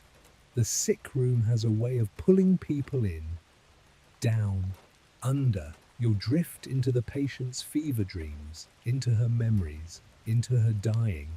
The salts help you maintain boundaries. Use them if you feel yourself slipping. She unlocks the door, pushes it open.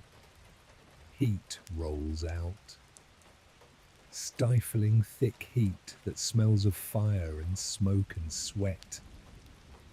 Remember, Mrs. Wickham says you're the night nurse now. Your job is to sit, to watch, to comfort if you can, to witness if you can't.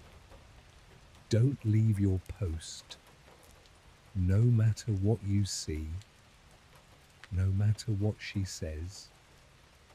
What will she say? Everything she couldn't say while dying.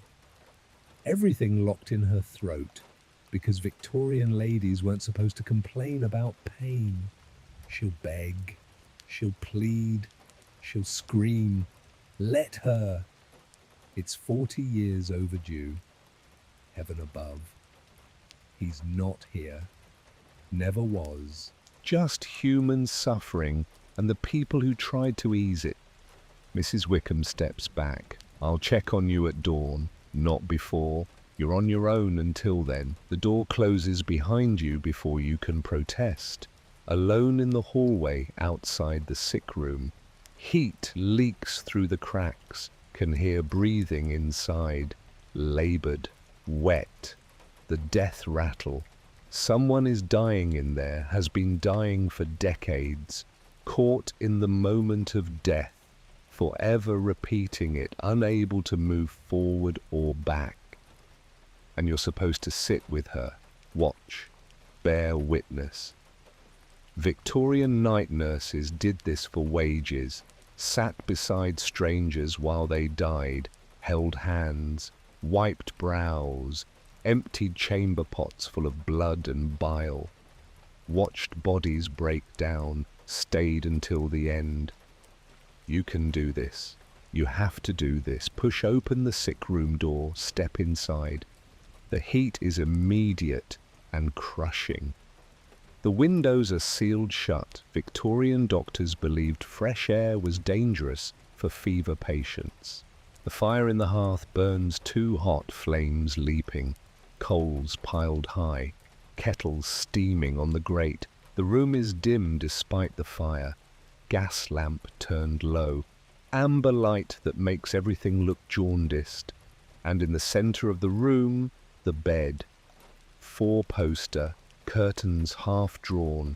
A figure in the bed, clearly visible. Female, adult, lying very still under layers of sweat-stained sheets. Approach slowly. She doesn't move, doesn't acknowledge you, but she's breathing, can hear it. See the sheets rise and fall in irregular rhythm. Closer now, see her face. Late 20s, maybe 30. Features that might have been beautiful once, now gaunt, waxen, skin the color of old paper. Dark hair plastered to her forehead with sweat spread on the pillow like a final decoration. Lips dry, cracked, slightly parted.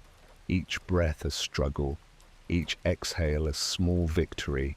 Eyes closed but moving beneath the lids. Rapid eye movement, dreaming or delirious. Her hands are visible on top of the covers. Thin, knuckles too prominent. One hand clutches the sheet edge so hard, her knuckles are white. The breathing changes, skips, double breath. Pause too long, gasp. Cheney Stokes breathing, the pattern of the dying. Check the nightstand. The logbook for this room sits there along with basin with pink-tinged water. Blood stack of cloths, some clean, some stained. Bottle of laudanum, opium tincture for pain. Spoon with residue, bell. To call the nurse. But you're the nurse now. Glass of water untouched. Bowl of broth, cold skin formed on top. And a different book, leather-bound, title-stamped in gold patient register. Open it with trembling hands. The entries go back years. Decades. This room has been a sick room since 1870. Multiple patients, multiple illnesses, consumption, tuberculosis, 6 cases, childbed fever, 3 cases, typhoid, 2 cases, influenza, 4 cases, decline, 7 cases, outcome column, most say recovered. Some say removed to hospital, 5 say simply died in the night. The current entry, last one in the book, patient Mrs. Eleanor V. Ashford, née Hartley, age 28. Diagnosis consumption advanced stage. Admitted October 1st, 1881. Status terminal Ashford. V for Violet. Hartley her maiden name. This is her. This is Violet. This is where she died. The clock on the mantel shows 11:47 p.m. Check the patient log on the nightstand. Last entry in different handwriting, the previous nurse. 11:47 p.m. Doctor could do nothing more. Patient unresponsive. Pulse weak. Breathing labored. Waiting. Look at the clock again. Still 11:47. Time has stopped. Frozen at the moment before death. The liminal space where life hasn't ended but can't continue. The patient in the bed gasps, a wet rattling sound. Her eyes open. She's looking directly at you. Water. The word comes out as a croak. Barely audible. Her throat raw from coughing. Freeze. Mrs. Wickham's warning, don't answer when she calls. She doesn't know you're not the nurse, but she's asking for water. Basic human need. How can you refuse? Move to the bedside. Pick up the glass. It's full. Fresh. Though it was untouched moments ago. Support her head with one hand. She's light, wasted. Consumption has eaten her from inside. Can feel the bones of her skull through the thin skin. Tilt the glass to her lips. She sips, weakly. Most of it dribbles down her chin. Dab it with a cloth. Her eyes track your movement. Brown eyes, fever bright, confused. Are you, she whispers, are you the new nurse? The question hangs. Answer or stay silent. Her hand reaches out, grabs yours. The grip is weak, but desperate. Please, she breathes. The other one left. Said she couldn't bear to watch anymore. Please don't leave. I don't want to die alone. Your throat tightens. I'm here. I won't leave. Her eyes fill with tears. Thank you. Thank you. I'm so frightened. I know it hurts. Everything hurts. My chest feels like it's full of broken glass. Every breath cuts. Is this how it ends? Lower her head back to the pillow gently. She releases your hand. Falls back exhausted from the small effort of drinking. My children, she whispers. Have they? Does anyone know? She doesn't finish. Can't finish. The effort of speaking triggers a coughing fit. She convulses, body racking, hands clutching sheets, face turning red, then purple. Blood appears on her lips, bright red, fresh. Grab the cloths, try to help, wipe the blood, support her shoulders. Can't stop the coughing, can't ease it. The fit goes on and on, her whole body shaking. Blood soaking the cloth in your hand, more blood than seems possible. Finally it subsides. She collapses back, gasping, crying, blood smeared on her chin, her nightgown, the sheets. I'm sorry, she wheezes. I'm sorry. So disgusting.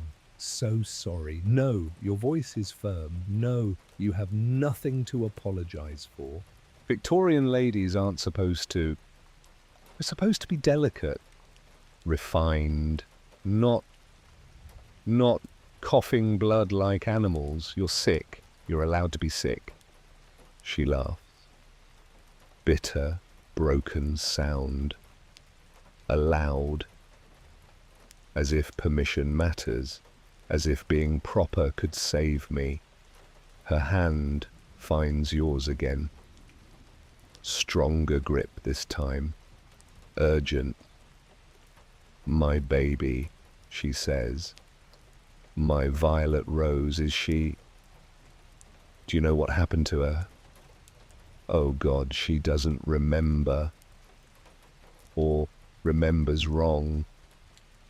Fever confusion or death's mercy, she doesn't know her baby is already gone. Your baby is, can't say, dead. Can't break her heart again. Your baby is safe. She's waiting for you, waiting where you're going. When you're ready, understanding flickers in her eyes, then acceptance, then relief. Good, good. I failed her once, gave her that cursed medicine, but I can be with her again, really, yes, really. She settles back, breathing still labored but calmer. Some of the fear leaves her face. I'm so tired, she whispers, so tired of fighting, of hurting, of trying to breathe when my lungs are full of whatever this is. Then stop fighting. Let go. But Florence, my sister, she's too young to be alone. Only 10 years old. What will happen to her? Florence will be all right. She's strong. She'll survive. And she did survive until influenza took her 9 years later. But Violet doesn't need to know that, will you? Violet's voice fades, strengthens again. Will you tell Florence I love her? Tell her it wasn't her fault. None of it, not the baby, not me. None of it was her fault. She knows. Liar. Sweet liar. But thank you. Her eyes close. The grip on your hand loosens. For a moment you think she's gone, but no, still breathing. Chest still rising. Still fighting even as she asks for rest. Sit in the chair beside the bed. The nurse's chair. Worn cushion. Shawl draped over the back. Embroidery hoop in the seat, the same watch and pray pattern. Violet must have worked on it while sitting vigil over her baby. Then someone else sat here working the same pattern while sitting vigil over Violet. The cycle continues, watchers becoming watched, nurses becoming patients, everyone eventually ending up in this bed or one like it. Check the patient register again, read the full entry. October 1st, 1881, patient admitted, fever 100, 3 degrees, coughing blood, diagnosis consumption advanced, prognosis poor. October 15th, temperature 104 degrees, patient delirious, calling for her children, husband requested visits be limited, children too young to witness. October 20th, coughing worse, blood loss significant, patient asked for her sister, sister aged 10, not permitted entry, doctor's orders. October 31st, patient lucid this evening, asked for paper and pen, wrote letters to family, cried throughout. Nurse Margaret H., age 14, stayed with her.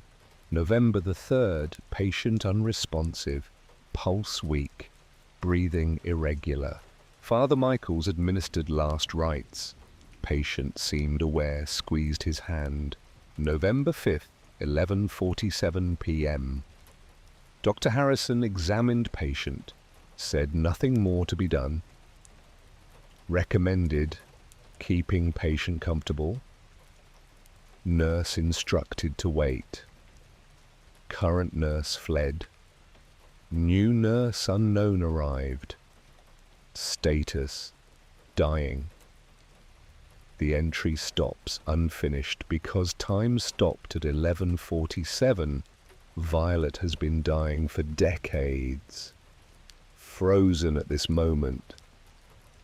Unable to move forward into death or back into life. Look at her.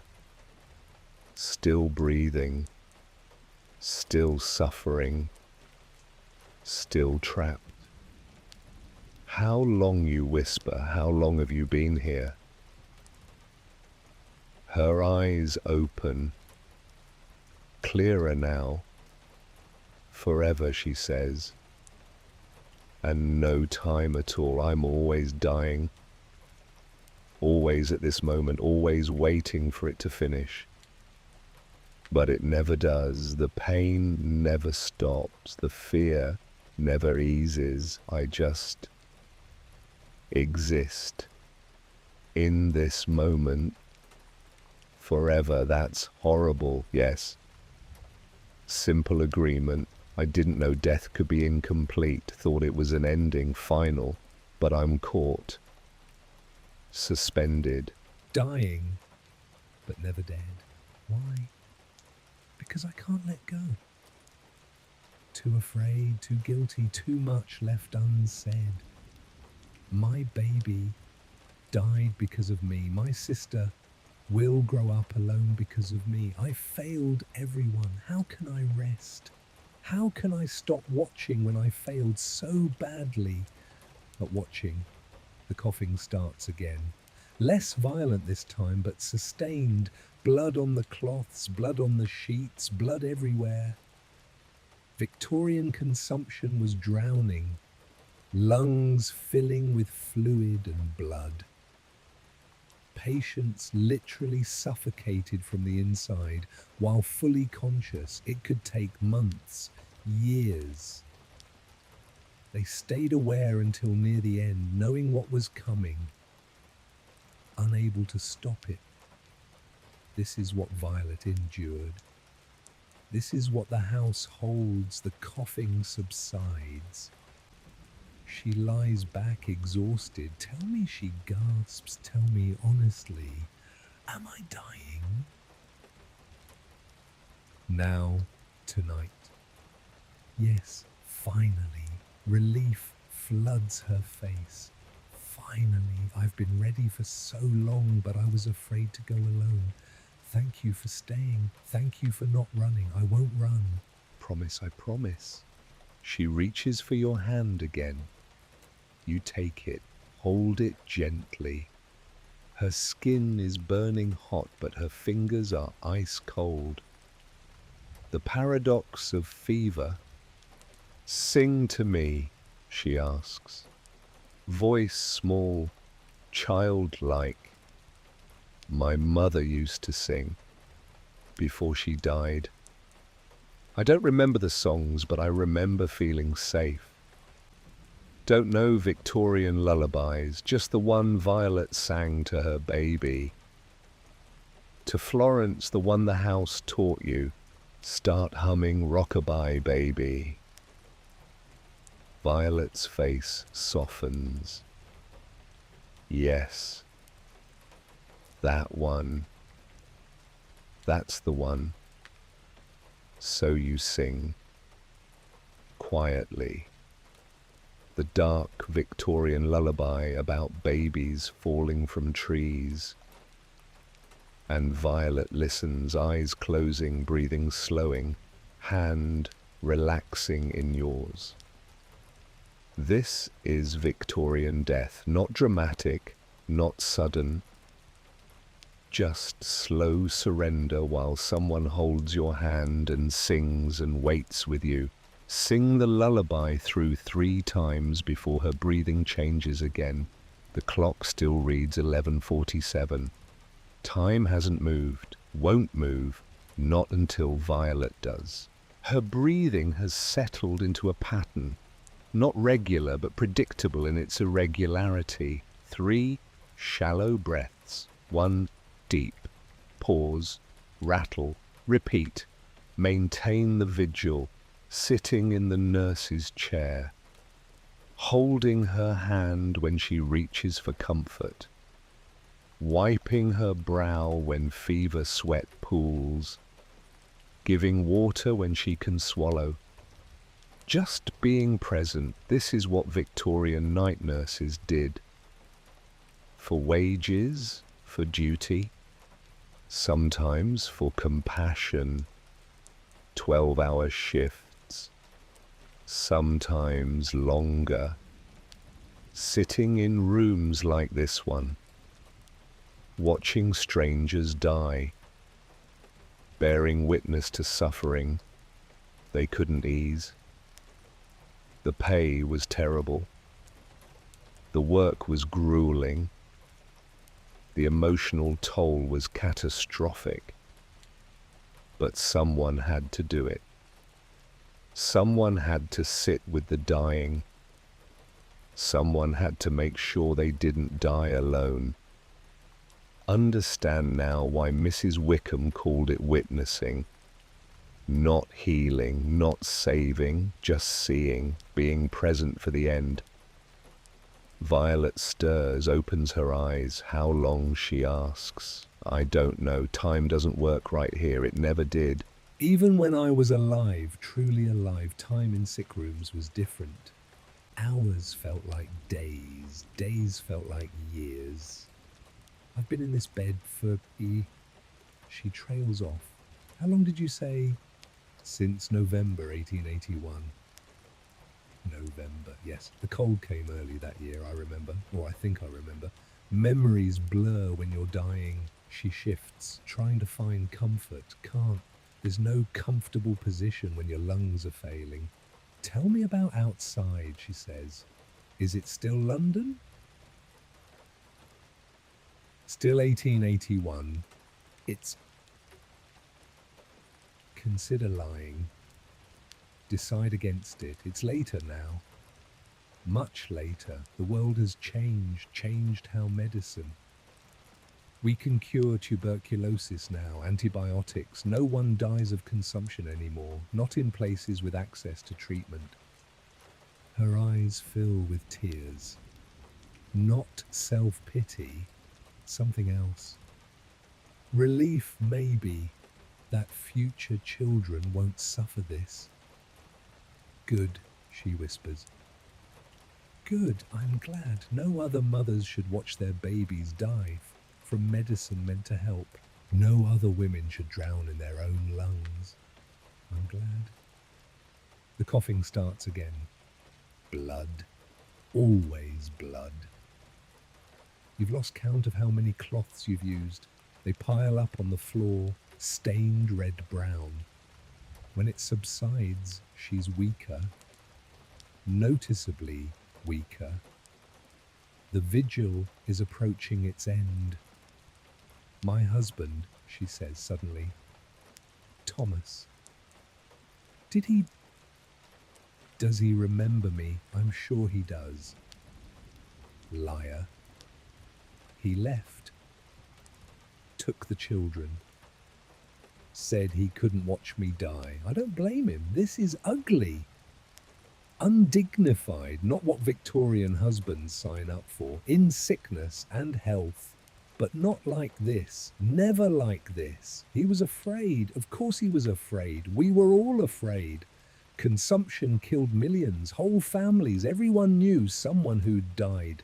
Seen the blood, heard the rattling. He was right to leave. Protect the children. Save himself. You deserved support. Deserving doesn't matter. Survival matters. He survived. The children survived. I died. That's the transaction. She closes her eyes, silent for long moments. I think she's sleeping. Then do you know what the worst part is? Not the pain, not the dying. The worst part is the boredom. She laughs weakly. Months in this bed. Nothing to do but hurt and breathe and wait. Read the same books. Stare at the same ceiling. Count the roses on the wallpaper over and over. I memorized every crack in the plaster, every stain on the carpet, every sound the house makes. Dying is boring, terrifying, and boring simultaneously. Look around the room, she's right. Nothing to engage with. Just the bed and the chair and the medical supplies and the endless crushing boredom of terminal illness. Victorian sick rooms weren't designed for living, Violet continues. They were designed for dying efficiently, somewhere to put the sick so they didn't disturb the healthy, somewhere they could suffer privately, somewhere we could pretend death was peaceful when it wasn't. Pull the drawer of the nightstand open, inside letters, dozens of them. Some opened, some sealed. May I, you ask, please? No secrets in death. Open the top letter from Florence dearest Violet. They won't let me see you. Say I'm too young. But I write every day. I remember when you rocked me to sleep after Mama died. You sang the lullaby. You made me feel safe. I wish I could do that for you now. Please get better. I'm so alone.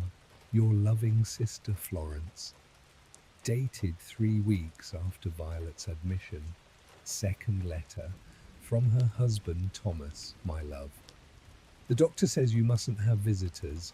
The air in the sick room is bad for the children. I've taken them to my mother's. I wanted to stay, but I cannot watch you fade. I'm a coward, I know this. Forgive me. I love you. Thomas. No date, no return. Third letter. Older, different handwriting. From Violet to herself, a diary entry, October 15th, 1881. Cannot sleep. The pain is worse. Dr. Harrison gave me laudanum, but it only dulls the edges. I can still feel myself drowning. That's what this is. Drowning on dry land. Florence writes every day. They won't let her visit. Margaret, my sister, only 14, sneaks in sometimes. Holds my hand, cries. I pretend not to notice. She's too young for this. I failed Violet Rose, gave her poison thinking it was medicine. Now I'm dying the same way, medicine that can't cure, only delay. The irony isn't lost. If I could do it over, I would hold her more. Rock her longer. Sing more songs, but we can't do it over. We just die with our regrets. I hope Florence knows I love her. Hope Thomas knows I don't blame him.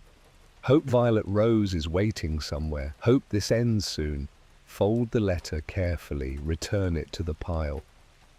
Violet is crying silently, tears tracking down her temples into her hair. I forgot I wrote that, she whispers. Forgot how much it hurt. Remembering is cruel. Forgetting would be worse.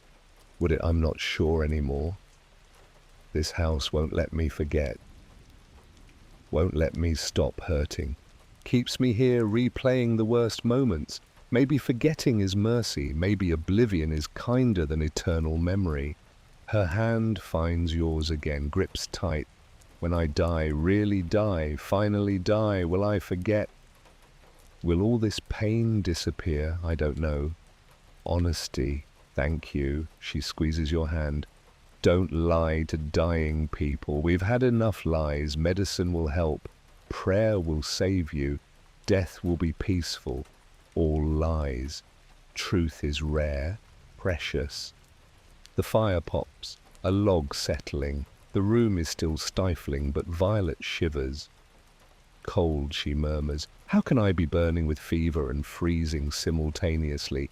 Remember the guest chamber, the bed warmer, the layers of blankets that didn't help. Victorian sick people were trapped between fever heat and mortal cold. The cold that comes when the body starts shutting down, when blood stops reaching extremities, when death begins its work from outside in. Your feet, Violet says. Can you check if my feet are still there? I can't feel them. Pull back the covers at the foot of the bed. Her feet are visible, pale, waxy, blue-tinged. They're there, you assure her. Liar. Nice liar. I can tell from your voice they look dead already. She's right. The extremities are dying first, the body conserving heat for vital organs, giving up the periphery to save the center. It won't work. The center is failing too, but the body tries anyway. Cover her feet again. Tuck the blankets tight. Victorian death is so slow, Violet says. I've been dying for weeks. Months if you count from first diagnosis. When does it end? When does the actual ending happen? Soon. Promise. Promise. Good. I'm ready. I've been for so long. Just needed someone to sit with me. Someone to hold my hand. Someone to say, it's all right to let go. Her breathing slows further. And then stops, just like in the nursery. One breath. Then nothing. Wait. Count to 30. Check her pulse at her wrist. Nothing, but her eyes open. She's not gone yet. I'm frightened, she gasps. So frightened. Don't let me die frightened, please. The death fear, the thing every dying person faces, the terror of non-existence. Victorian religion promised heaven, promised reunion, promised eternal life. But in the final moments faced with actual death, faith wavers. Fear wins. Grab her hand. Hold tight. I'm here. Right here, holding your hand. You're not alone. Whatever happens, you're not alone in this moment. Promise, promise. Don't let go. I won't let go. She clutches your hand with surprising strength. The panic eases slightly. Breathing slows, still labored but less frantic. Talk to me, she pleads. Tell me about the future, the one where consumption is cured.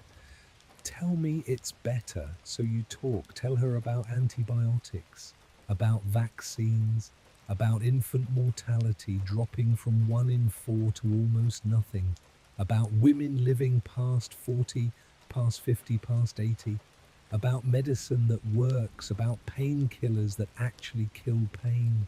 She listens, eyes fixed on your face, drinking in the words like water.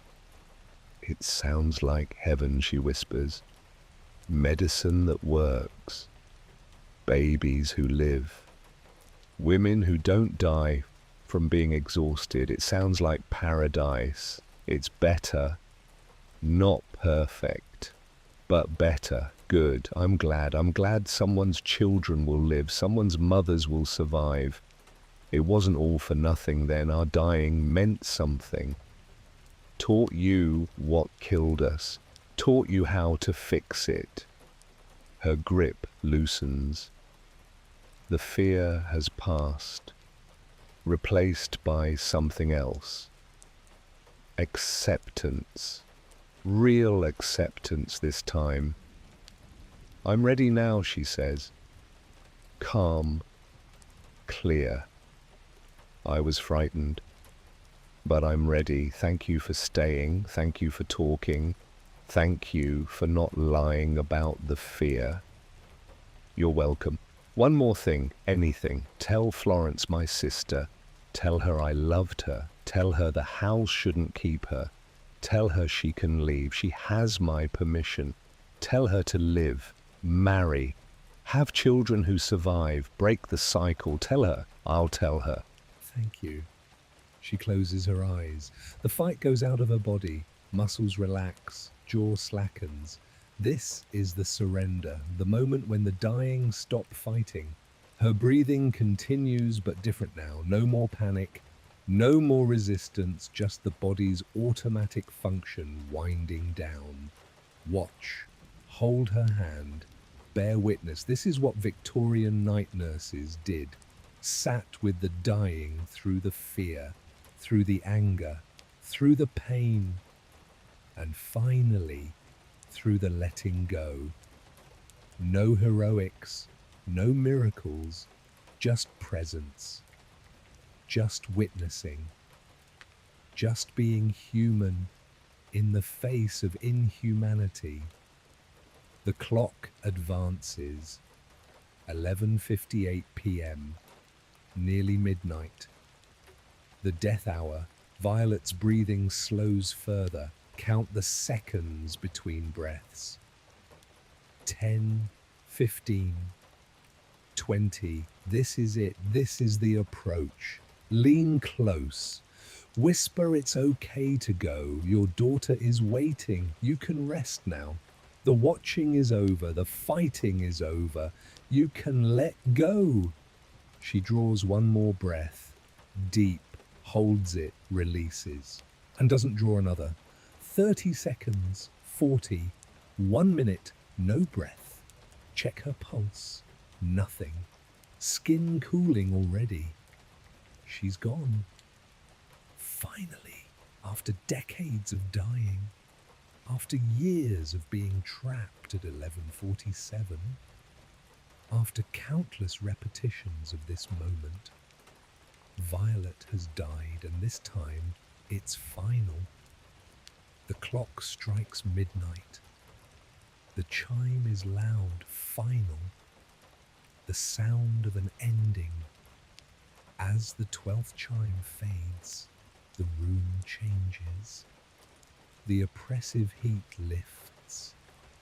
The windows sealed for decades burst open. Fresh air rushes in. Cold November air that smells of fog and coal smoke and life. The curtains billow. The fire in the hearth dims. The gas lamp brightens, and Violet is still there, on the bed, but changed. Her body looks peaceful now, not suffering, not afraid, just at rest. The lines of pain have smoothed from her face. She looks young again. Looks like she might have looked before consumption, before grief, before medicine that killed her baby. Still holding her hand. It's growing cold, but don't let go.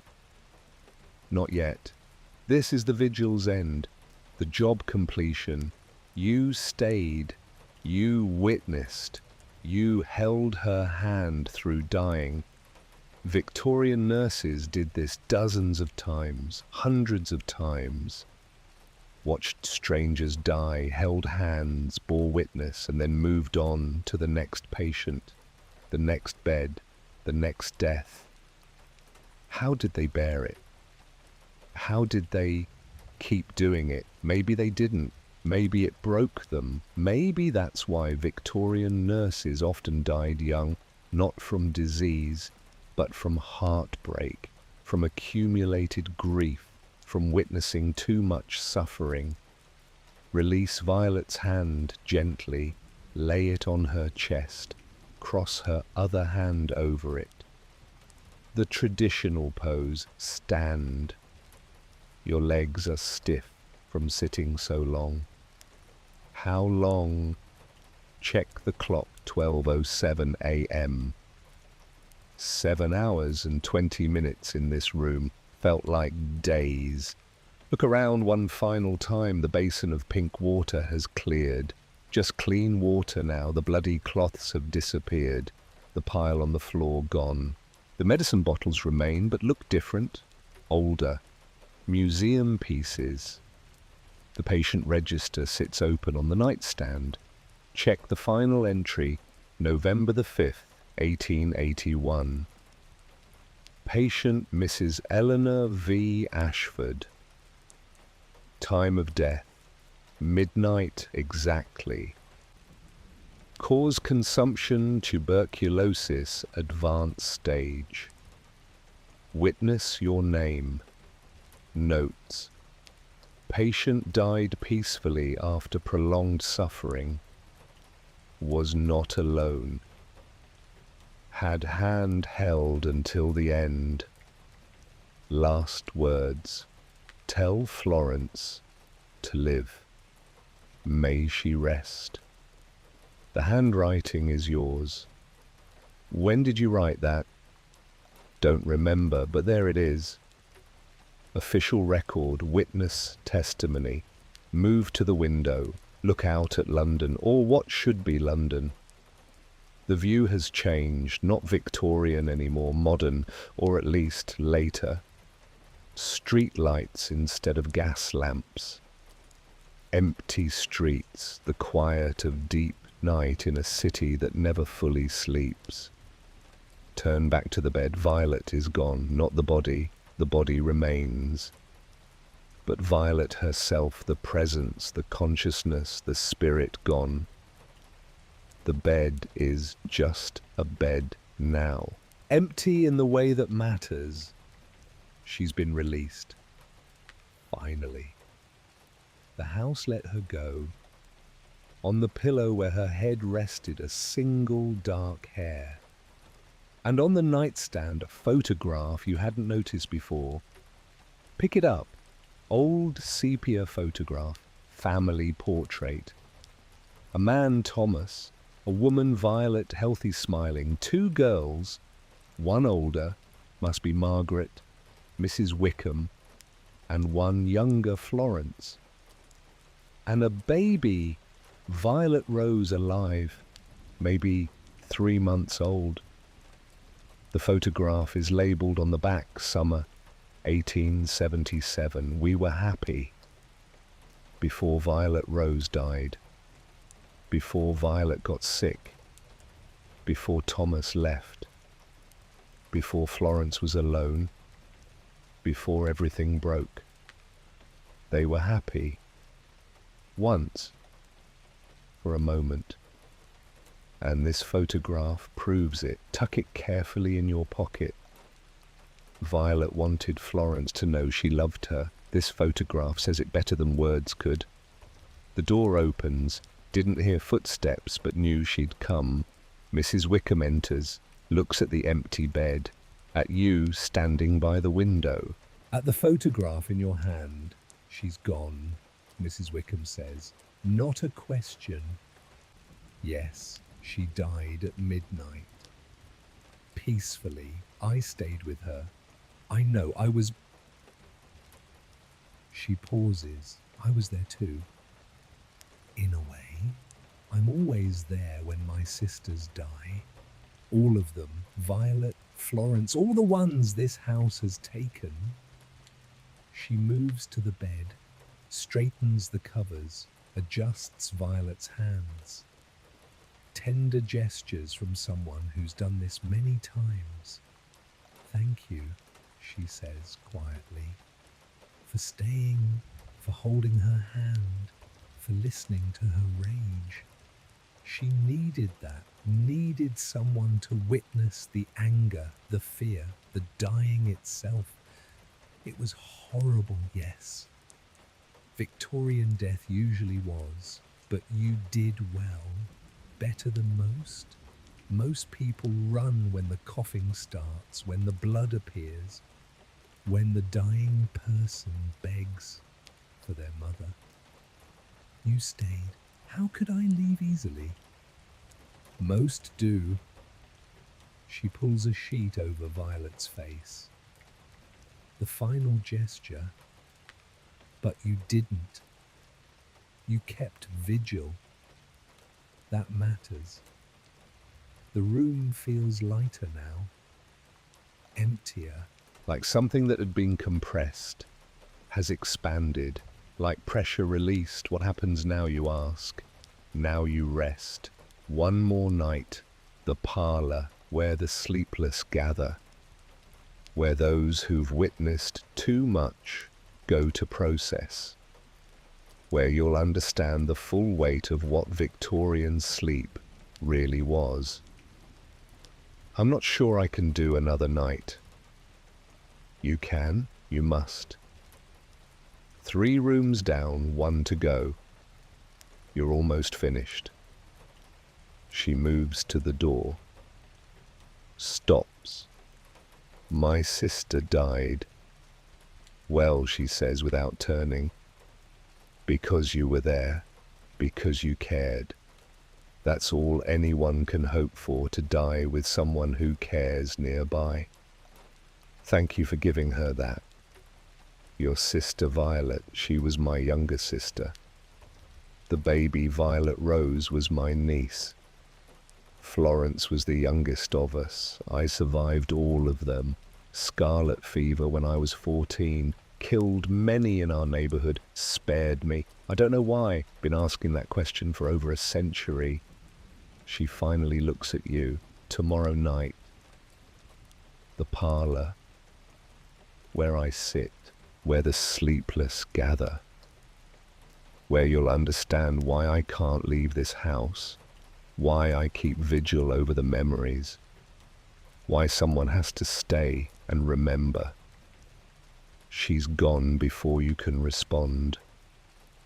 Alone in the sick room now.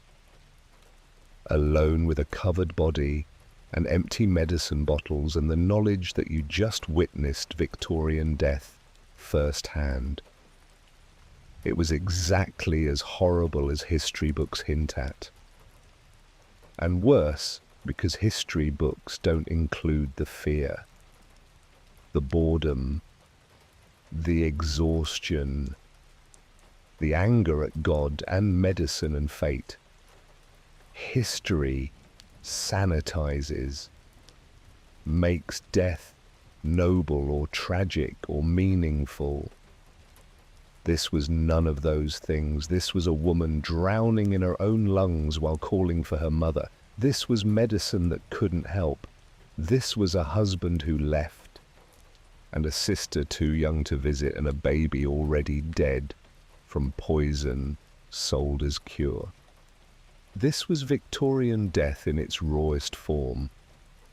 And you bore witness. In the logbook write one final entry, November 5th, 1881. Patient deceased.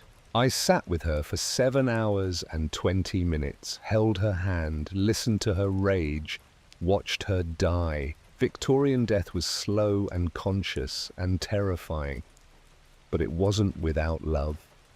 Nurses stayed, witnesses remained.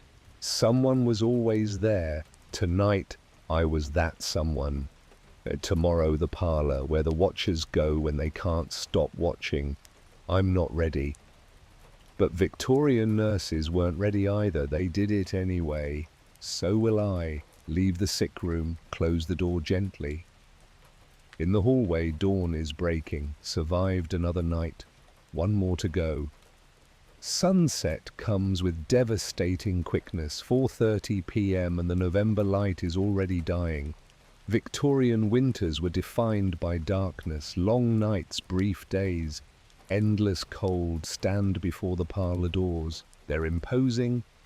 Mahogany double doors with brass handles shaped like lion heads. The kind of doors that announce importance. This is the formal room, the showcase. But you know better now.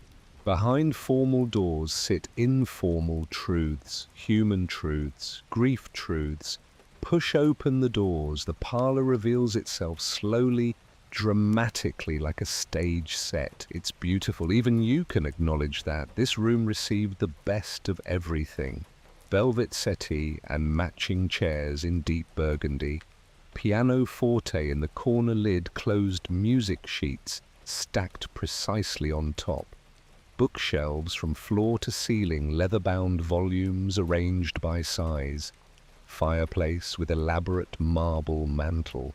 Portraits on the walls in gilded frames, family ancestors staring with stern disapproval. Persian rug thick enough to swallow footsteps. Side tables holding oil lamps. Crystal vases with dried flowers. And by the window, a couch. Different from the formal settee, less elegant, more worn, a blanket folded on the armrest, a pillow at one end. This is where someone slept, or tried to. The room smells different from the others, not death, not sickness, not fear, just old wood, old fabric. Old air that hasn't circulated in decades. And something else, lavender, camphor, mothballs, the smell of preservation, of things kept too long. Margaret sits in one of the chairs. Not the settee, not the couch, just a simple, high-backed chair, positioned to see everything. The windows, the doors, the fireplace, every corner. She looks at you without surprise. She's been expecting you. Close the doors, she says. You do. They shut with a heavy, final click. Sit.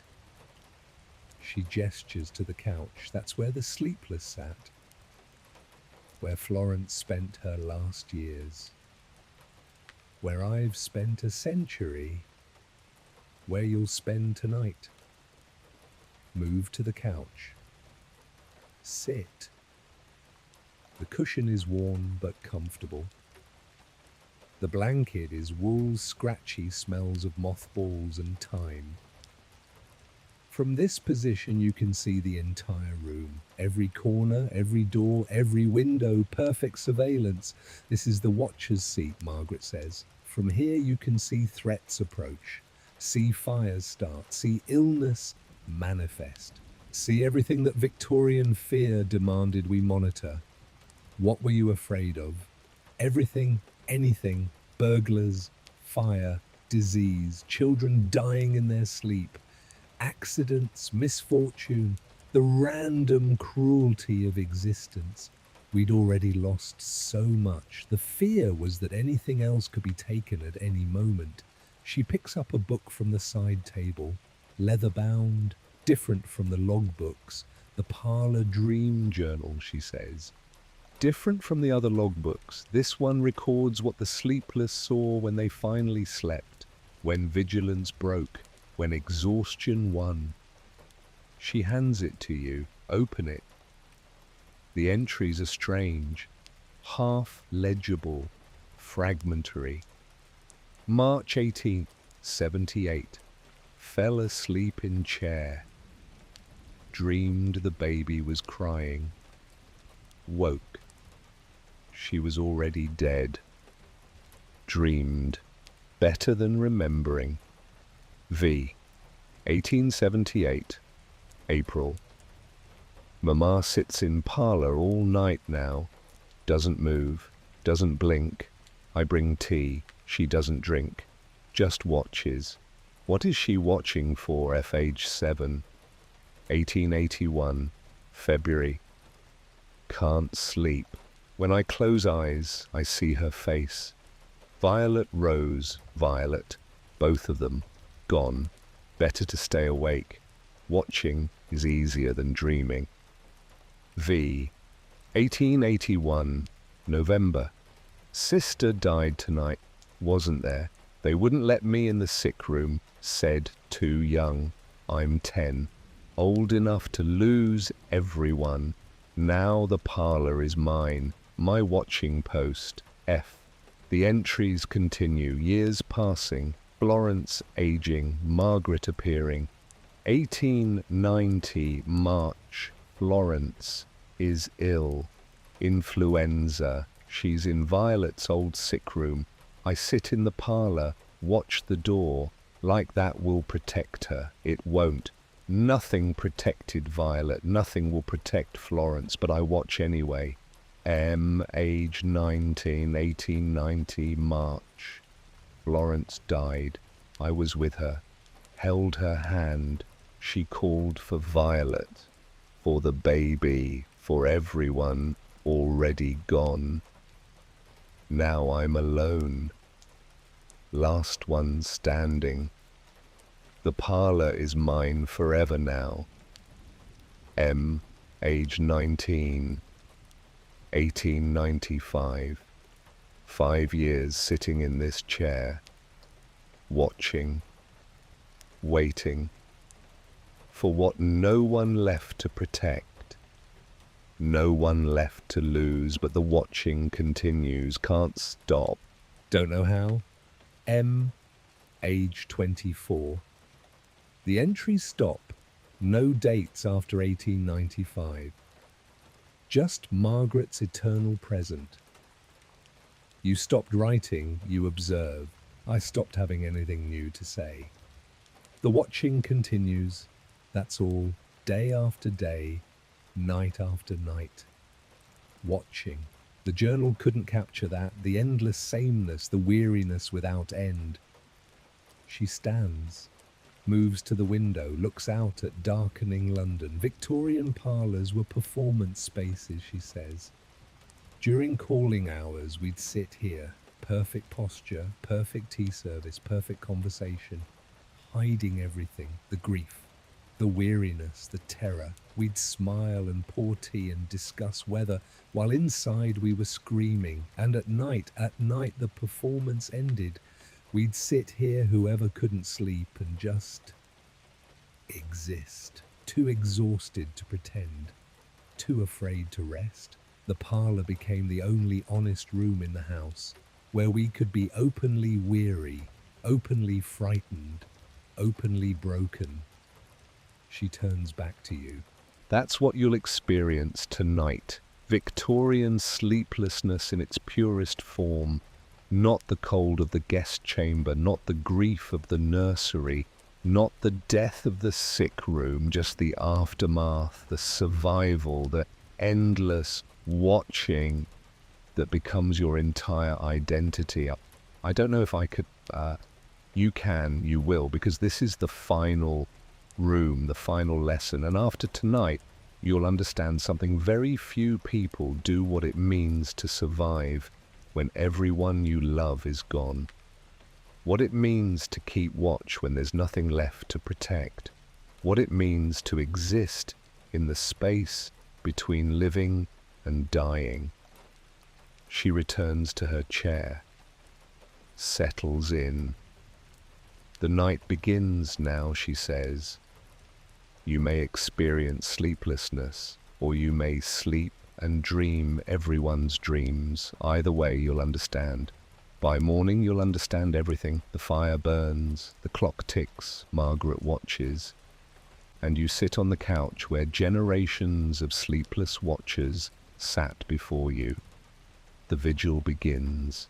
The first hour passes in silence, just sitting, Margaret in her chair, you on the couch, the fire burning, the clock ticking. This is Victorian sleeplessness, not dramatic, not eventful, just sitting, existing, watching. Pick up the dream journal again, read more entries.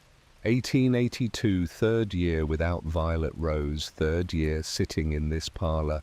I've memorized every book spine, every portrait expression, every crack in the ceiling. This is my life now. Memorizing, waiting, surviving. 1883. Father remarried, new wife, new children. They don't know about Violet Rose, about Violet, about any of it. I'm the memory keeper, the only one who remembers. Heavy burden for 13 years old. Age 13, 1885.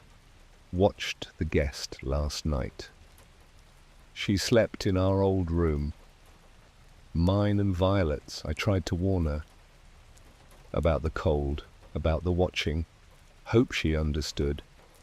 Hope she survives. Most people run. Age 14.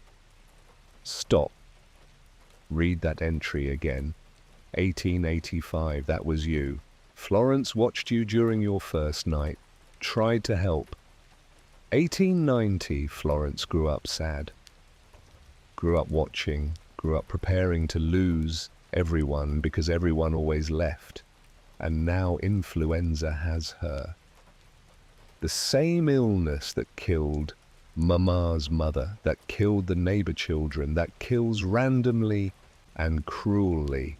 I sit in the parlor and watch her door and pray, knowing prayer doesn't work, but trying anyway. Age 19, 1890 later. She's dead. Florence is dead. I was with her. She asked for Violet, asked for the baby, asked for everyone in heaven, assuming heaven exists. Maybe it does. Maybe they're all together, and I'm alone, down here, watching an empty house. Age 19, 1891. The house feels different now, like it's holding them. Violet, Violet Rose, Florence, all of them present but not. I hear footsteps, humming, giggling. Is this madness? Or is the house truly haunted? Does it matter? I'm not leaving either way. Age 20, 1895. I understand now. I'm part of the house. It's kept me, made me its keeper. I can't leave, not because I'm trapped, but because leaving means abandoning them. Their memories, their suffering. Someone has to remember, someone has to witness. That's my purpose now. Eternal witness. Age 24. The final entry.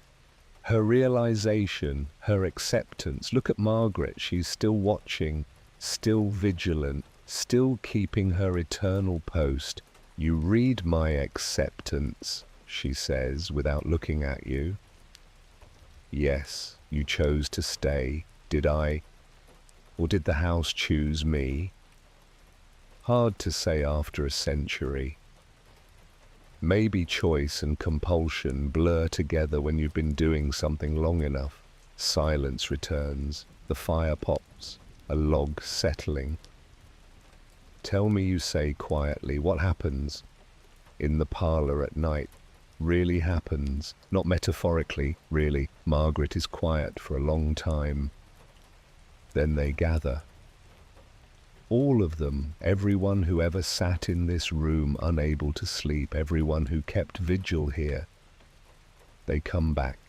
Not ghosts, not exactly, more like echoes. Muscle memory of the house itself. It remembers their sitting, their watching, their weariness, and it replays it over and over. The eternal return of Victorian sleeplessness. Will I see them if you're ready?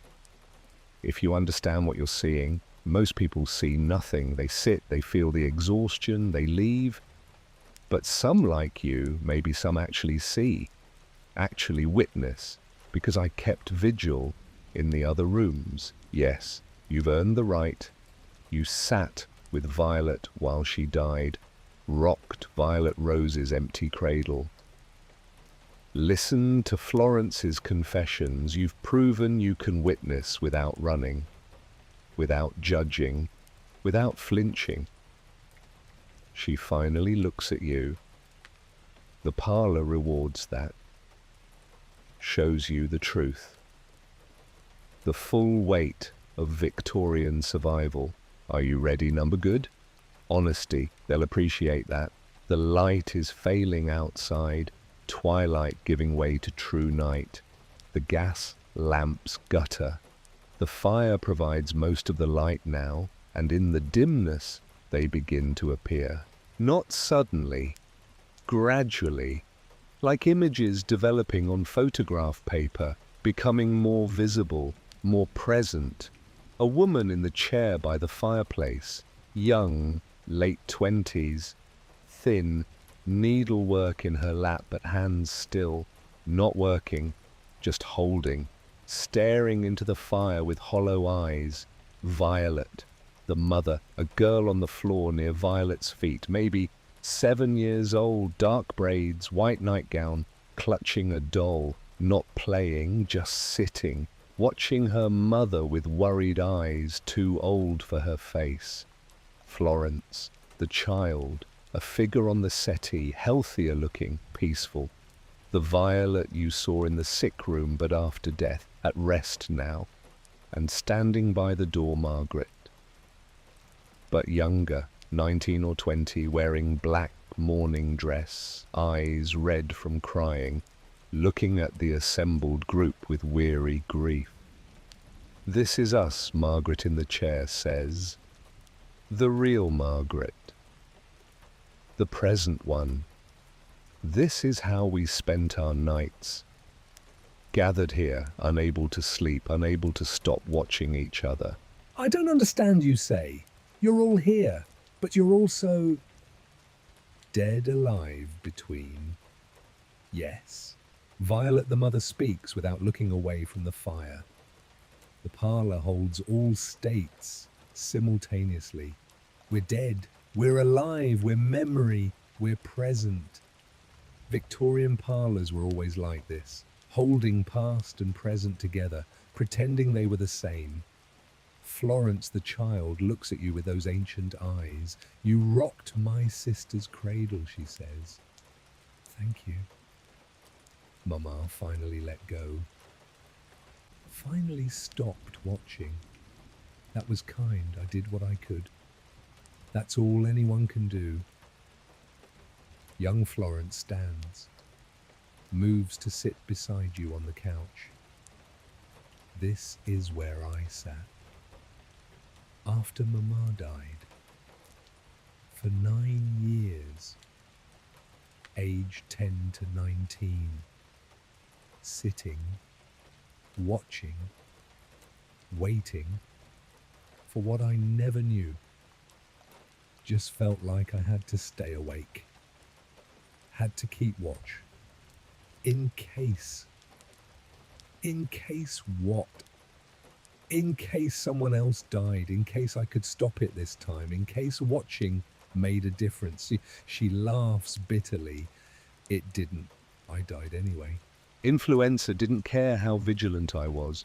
Violet, the mother, speaks again. We all sat here at different times, different reasons.